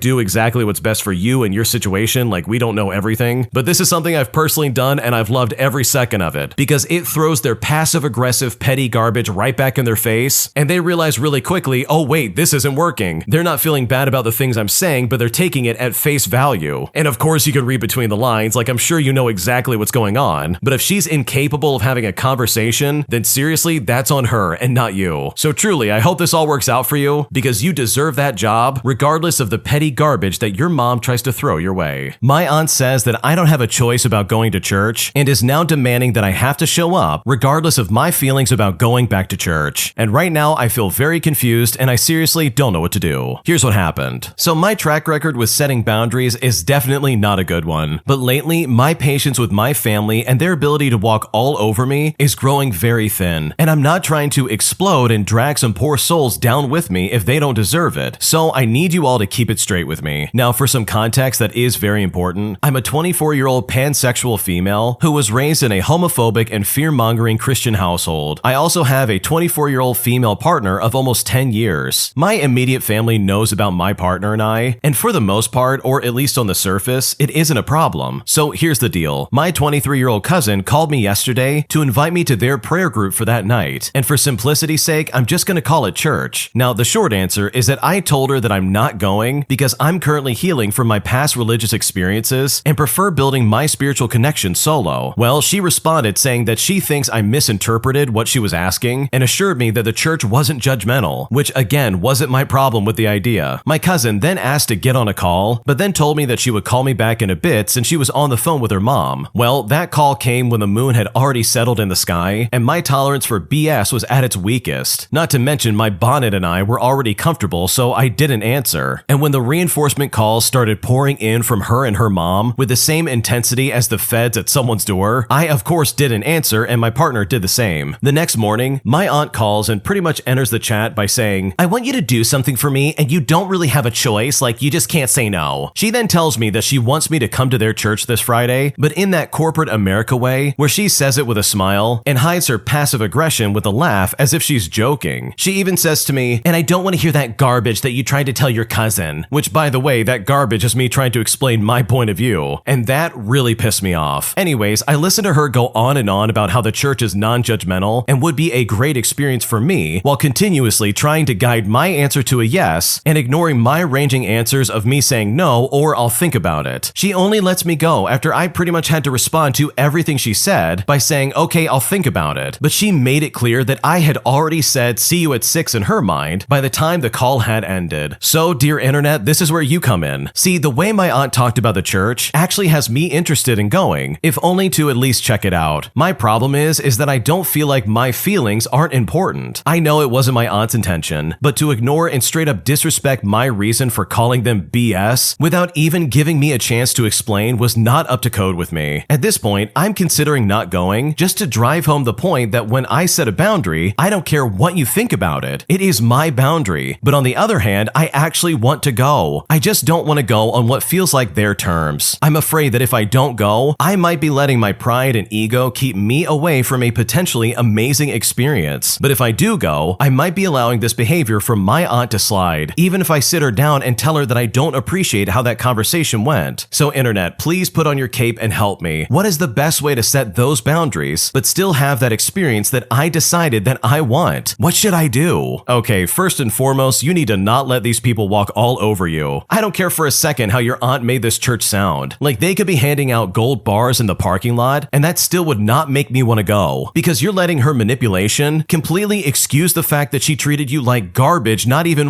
10 minutes into the conversation? She didn't want to hear any of your excuses, and she didn't care about what you said. And the fact that she kept pressuring you to be like, "Okay, we'll see you at 6, you have to be there, you have no choice." Like, that, in my opinion, is super toxic and not okay. Like, seriously, that is really messed up in my opinion. Because now the original poster is questioning everything. Like, they said no probably multiple times in that conversation, enough to make anybody go nuts. But this aunt is like, "No, you have to go," and then probably just steamroll the conversation until you said, "Okay, I'll think about it." So in my opinion, I don't think you actually want to go, but instead you're just going along with it so she'll leave you alone, which is manipulation at its finest. Like, I would not ignore that. So in my opinion, no matter how these people made this sound, I would never ignore the fact that she completely ignored everything that you said initially. She didn't care about your experience, and that, in my opinion, is the biggest red flag that you could possibly look for. Am I the jerk for refusing to attend my best friend's wedding, all because she wanted me to be a squirrel wrangler at her wedding? Here's what happened. Okay, so buckle up because this one is absolutely insane. I'm a 28-year-old male, and I've been best friends with someone who we will call Emily for over 15 years. We've been through everything together, and when she asked me to be in her wedding party, I was, of course, thrilled, or at least I thought. At first, everything seemed super normal. There were tux fittings and cake tasting, just the usual wedding stuff. But then, one night during a group Zoom meeting to discuss wedding logistics, Emily dropped an announcement that truly blew my mind. She said to the group, "Oh, and Jake, you're going to be the official squirrel wrangler at the wedding." Now, I thought it was a joke and I laughed, but apparently no, she was completely serious. Apparently, Emily and her fiance are really into squirrels, which is news to me, by the way, and decided that instead of a flower girl or a ring bearer, they want trained squirrels to run down the aisle with the rings tied to their little backs. And guess who's responsible for wrangling these squirrels and ensuring they perform this weird rodent relay without any chaos? So yes, if you guessed me, you would be right. I calmly asked Emily why, out of all the people at the wedding, she wanted me, a person with zero squirrel wrangling experience, to handle this task. She told me it was because I had the calming energy the squirrels would need, and also she didn't trust anyone else to do it right. And I mean, what does that even mean? At this point, I thought maybe she hired some sort of squirrel trainer and I would just be assisting in some kind of way. But no, Emily straight up handed me a binder full of squirrel facts, a list of local parks where I could practice capturing them, and some sunflower seeds. And when she did this, I was floored. I told her there was no way I could do this. I am not Steve Irwin, and the idea of trying to corral how wild squirrels on her big day seemed like a recipe for disaster. I pictured the chaos in front of me, squirrels scattering around, rings lost in the bushes, guests screaming as squirrels ran up their legs. I mean, this would be a complete disaster. Well, Emily flipped out. She said this was her dream wedding, and I was ruining it by refusing to be the squirrel wrangler. She even started tearing up, saying how she trusted me more than anyone to make sure the squirrels deliver the ring safely. And at this point, I couldn't tell if I was in a nightmare or a fever dream. After a long while of awkward silence, I told her I wasn't comfortable with this bizarre responsibility and suggested we hire an actual professional if she was that set on using squirrels. Emily called me selfish and accused me of not being a real friend and said if I couldn't handle such a small task, then maybe I shouldn't even come to the wedding. So, you know what? I'm not going. And now our mutual friends are blowing up my phone, saying that I'm overreacting and that it's just one quirky task. But I'm sorry, wrangling squirrels at a wedding seems like something that could land me on the local news and not in a good way. So am I the jerk for refusing to do this for my friend? What should I do? No, there's no way you're the jerk in this situation. Is your friend seriously getting upset because you don't want to be like the wildlife expert of her stupid wedding? How in the world can she possibly be taking offense to this? It literally doesn't make any sense. What she's asking you, by the way, is literally insane. She wants you to tame wild animals before her wedding and seriously expect you to somehow control them, all because you have a calming energy. It's like, what are you talking about? That is not how this works. The second those squirrels are let free, they are going to run around causing absolute chaos. Like, Emily does know those are wild animals, right? They're not something you can tame overnight, especially for a wedding. Like, at that point, just for the safety of everybody there, having a professional who literally does this for a living would be like the best thing for everyone. So no, you are definitely not the jerk for turning this down. If I was in your shoes, I would do the exact same thing. There is no way anybody's gonna get me to wrangle squirrels, and you should definitely not have to do that in the slightest. An entitled Karen breaks into our mall, all because she was asked to wait until we actually opened for the day. Things got so bad that she actually got charged with breaking and entering by the police and ended up getting arrested in the process. And I'm honestly still blown away by this interaction. Here's what happened. Now, before I get into this, I want to give some context. I'm a 31-year-old guy working full-time at my local mall. Usually, I just stick around the food court cleaning tables and stuff like that, but I will go and do some other stuff, such as cleaning the lids off the mall trash cans, cleaning the vendor areas, and stuff like that. One thing we have here at the mall are people who just walk around the mall getting some cardio in, or as we call them, the mall walkers. Now, they do usually buy some things or get some lunch in the food court, but other than that, they're harmless, just minding their own business and going about their day. Well, a couple of weeks ago on a Saturday, which is our busiest day of the week, by the way, I was cleaning the carpets when I saw some mall walkers waiting at one of the entrances next to a clothing department store that I will leave nameless as it will give away where I work. I tried telling them that they would have to wait for security, but one of them pleaded with me to call security and let them in. We usually open the doors at 9 o'clock, even though the mall opens at 10 o'clock, so me being the people pleaser that I am, which I am slowly but surely working on, I gave in and I called security. My boss, while he wasn't raging about it, still was not pleased and told me that I can't do that anymore, especially on Saturdays, as we would only have one security guard on call. He said that the only thing I could do is ignore them, but if I wanted to tell them that they'd have to wait for security, then don't call them if they beg me to do that. So a couple of days ago, I was doing my rounds and I saw some mall walkers waiting outside the entrance of the food court. So I told them when the mall opens and that they would have to wait. Some of them asked me to call for security, but I told them that I couldn't do that anymore. Some were angry, but they accepted it, except for one lady in particular. She practically banged on the door and demanded that I call security, screaming that I needed to let them in at that very minute. One of the other people there told her to stop, but she was having none of it. I remember her screaming, "I did not come all this way to the mall just to get turned away. I don't care what time you open. I want in and I want in right now." But again, I told her that she has to wait until 10 o'clock in the morning, and it was then that she started going off on me, telling me that I'm a terrible employee. Now, I will admit I rolled my eyes and I just walked away, and when I did that, this made her rage, and she actually started punching the door and screaming at me to come back, which of course I didn't. Now, I did contact security to warn them about her, and they said that they would keep an eye out. Well, not even 5 minutes later, I hear a commotion in the vendor area of the food court, which was in between a sushi bar and a bakery. I contacted security again to tell them about it, and they said they were en route. Well, it turns out the entitled Karen had snuck into the vendor area, leading to both the food court and the jewelry kiosk, and one of the mall employees told her that she couldn't be there. But this again made the Karen go into a rage, and she got in the employee's face and got physical. Now, one thing to note is that this Karen is a white woman who had to be in her 40s, and she was throwing down with a mixed-race woman who had to be in her late 20s to early 30s. The Karen was told that she could either just leave the mall and take a permanent ban, or she'd be arrested for breaking and entering and for assault. And I also should note that I was a witness to this conversation between the Karen and the guard. The Karen then told this guard something that I honestly never expected. She said to them, "Or as a third option, you can get lost and let me walk the mall." And it was then at that moment that she said something incredibly racist. This made the guard jump up and call 911, and they came once the doors had opened. Karen was then taken to jail for breaking and entering, as well as assault and resisting arrest. And it's like, seriously, what is with these Karens and resisting arrest? It's a mystery that I'm sure will never be solved because this lady was completely out of her mind. That's crazy because seriously, who in their right mind would do that to themselves? And I really mean it when I say do that to themselves because seriously, this was a very clear and obvious choice that this entitled Karen made. She very easily could have waited until 10 o'clock to have the doors open for her and not try to break in through the back door or something like that. And then she tries to fight the employee. It's like, how did you think that was gonna go? Did you think screaming at someone as you're breaking into the mall was gonna help you out in some way? Was she convinced that, oh yeah, they're gonna let me walk around once I get in here and give them a piece of my mind? Like, no, stupid, you're gonna go to jail. You're literally going to jail for breaking and entering and assault. Not to mention resisting arrest, which is something I can completely see happening. But like, seriously, what was she thinking? It literally just doesn't make any sense, and she definitely had what was coming to her. If you like Am I the Jerk, you're probably going to love Am I the Genius. Check it out, link down below in the description. Also, go to amithejerk.com/submit if you would like to submit your own stories. My entitled aunt ruins her standing with the family, as well as the inheritance that she was supposed to receive from my grandmother. And despite it all, I'm so glad this situation's been resolved, because what she put us through was truly obnoxious. Here's what happened. So for some backstory that's going to be relevant to the story, in December of 2020, my father agreed to put his father into a nursing home to protect his sister, who is my aunt, from an investigation involving the mistreatment of an elder, and getting my grandmother moved into state care. Because of my aunt's negligence, my grandmother had been hospitalized 3 times in 2 months. Ironically, in October of 2021, my aunt would end up in a nursing home after she burned herself with a heating pad, and then didn't get medical treatment until the burn was badly infected. In January of 2022, my grandmother passed away at the age of 94 years old. In my grandparents' will, they split their estate between 2 children 50-50. However, because neither my father nor my aunt was on the deed to my grandparents' house, it was signed over to a probate lawyer who would be tasked with selling the house. When my father started going through his mother's affairs in February of 2022, he discovered that the state was on the verge of taking the house because the only bills my aunt bothered paying were the electric bill and the cable bills, and she had not paid property taxes since 2020. My father also discovered that there were 2 massive liens on the house, totaling to about $200,000. One from the nursing home my grandmother had been in, all because my aunt didn't pay them either, and the other one because my aunt convinced my grandmother to take a home equity loan out on the house so that she could buy a car. Initially, she was only supposed to take what she needed for the car, or roughly $6,000. However, my aunt went behind my grandmother's back and would end up taking the full $100,000 the bank offered them. My aunt had been able to co-sign for the loan, so she was authorized to take the full amount. She also never made any monthly payments on the loan because she legitimately thought that loans were money that banks just gave to people for free with no strings attached. My aunt never told anyone what she did with the remaining $94,000, but the rest of the family is suspecting that she gambled it away at local casinos. My aunt was never given full access to my grandmother's bank account, which she had almost completely drained before my grandmother passed, meaning my father had to pay any outstanding bills out of his own pocket, even though he was eventually reimbursed by the lawyer. Some moment between late 2022 and March of 2022, in an attempt to buy herself some time to recover enough to leave the nursing home, and thinking that the house couldn't be sold if someone's living in it, my aunt convinced one of her friends to move into my grandmother's vacant house, unbeknownst to my father and the lawyer. And as you can imagine, things got messy when my father found out. Initially, my aunt told my father that the man was there to take care of her 2 cats. However, even after my aunt was court-ordered to sign her 2 cats over to my father due to neglect, the man simply refused to leave. We eventually found out he had broken his lease, moved out of his apartment, and had nowhere else to go except for his and my aunt's daughter's house, who admittedly refused to let her father move in with her. Around April, my parents started to deep clean the disgustingly dirty house with the man still living there, and he did everything in his power to obstruct my parents' efforts. months. He would call up claiming that he was sick with COVID, which my parents almost always called his bluff on since he was physically disabled and never left the house nor had anyone but my parents visit. One day he said to my mom that my aunt said apparently he'd be able to live there forever and that my father didn't have the guts to kick him out. Well, my mom told my father what had been said, and the very next day my father gave this guy an ultimatum. My father said to him, either you leave on your own by May 1st or I will be evicting you. Well, the man chose the eviction route because apparently my aunt told him that they can't legally evict a disabled person, and he believed her. He ended up having to move in with his daughter, who is no longer speaking to my aunt because my aunt has ruined that woman's livelihood on multiple occasions. However, before he left the house, per my aunt's orders, he stole several valuable pieces of jewelry, including a box of rings that had been willed to her cousins. Thankfully, we were able to get the stolen jewelry back in 2023 after the probate lawyer had to send the police just to retrieve it. Because of the whole squatter incident, we missed a massive housing boom, where houses were selling for significantly more than what they were worth, and the house was put on the market during a slump, and the house ended up being sold for almost $150,000 less than what it was worth. And it led to another lengthy legal battle with my aunt because she refused to sell or throw out any of her furniture until she was court ordered to do so. Given what the house sold for and deducting the lien from the home equity loan, at the end of all of it, my father ended up just getting $60,000, while my aunt ended up getting just under $50,000. My aunt got less because the probate lawyer charged her more than he charged my father because she was the one who had drawn things out for so long. Around that time, my aunt had been deemed unfit to make decisions for herself by a judge, and several of her doctors ended up signing her half of the inheritance to my father to avoid losing it to the nursing home that she was in. My aunt passed away on August 1st at the age of 68 from multiple organ failure caused by years of heavy smoking, ignoring her diabetes, and refusing to consent to a surgery that would have likely saved her life. We didn't have a funeral for her. We simply had her cremated, and her ashes along with pictures and other personal belongings were given to her older daughter. My aunt's younger daughter tried to sue my father for the rest of her mom's inheritance, but the suit was quickly dropped since the money my aunt had inherited after my mother's death had already been signed over to my father, so my aunt's daughter had no right to it. Our one saving grace in this whole fiasco was that my aunt was in a nursing home for the entire process, because otherwise this would have been a lot messier. Wow, this story is both sad and also extremely frustrating. Like, it really seems like your aunt did everything possible to try and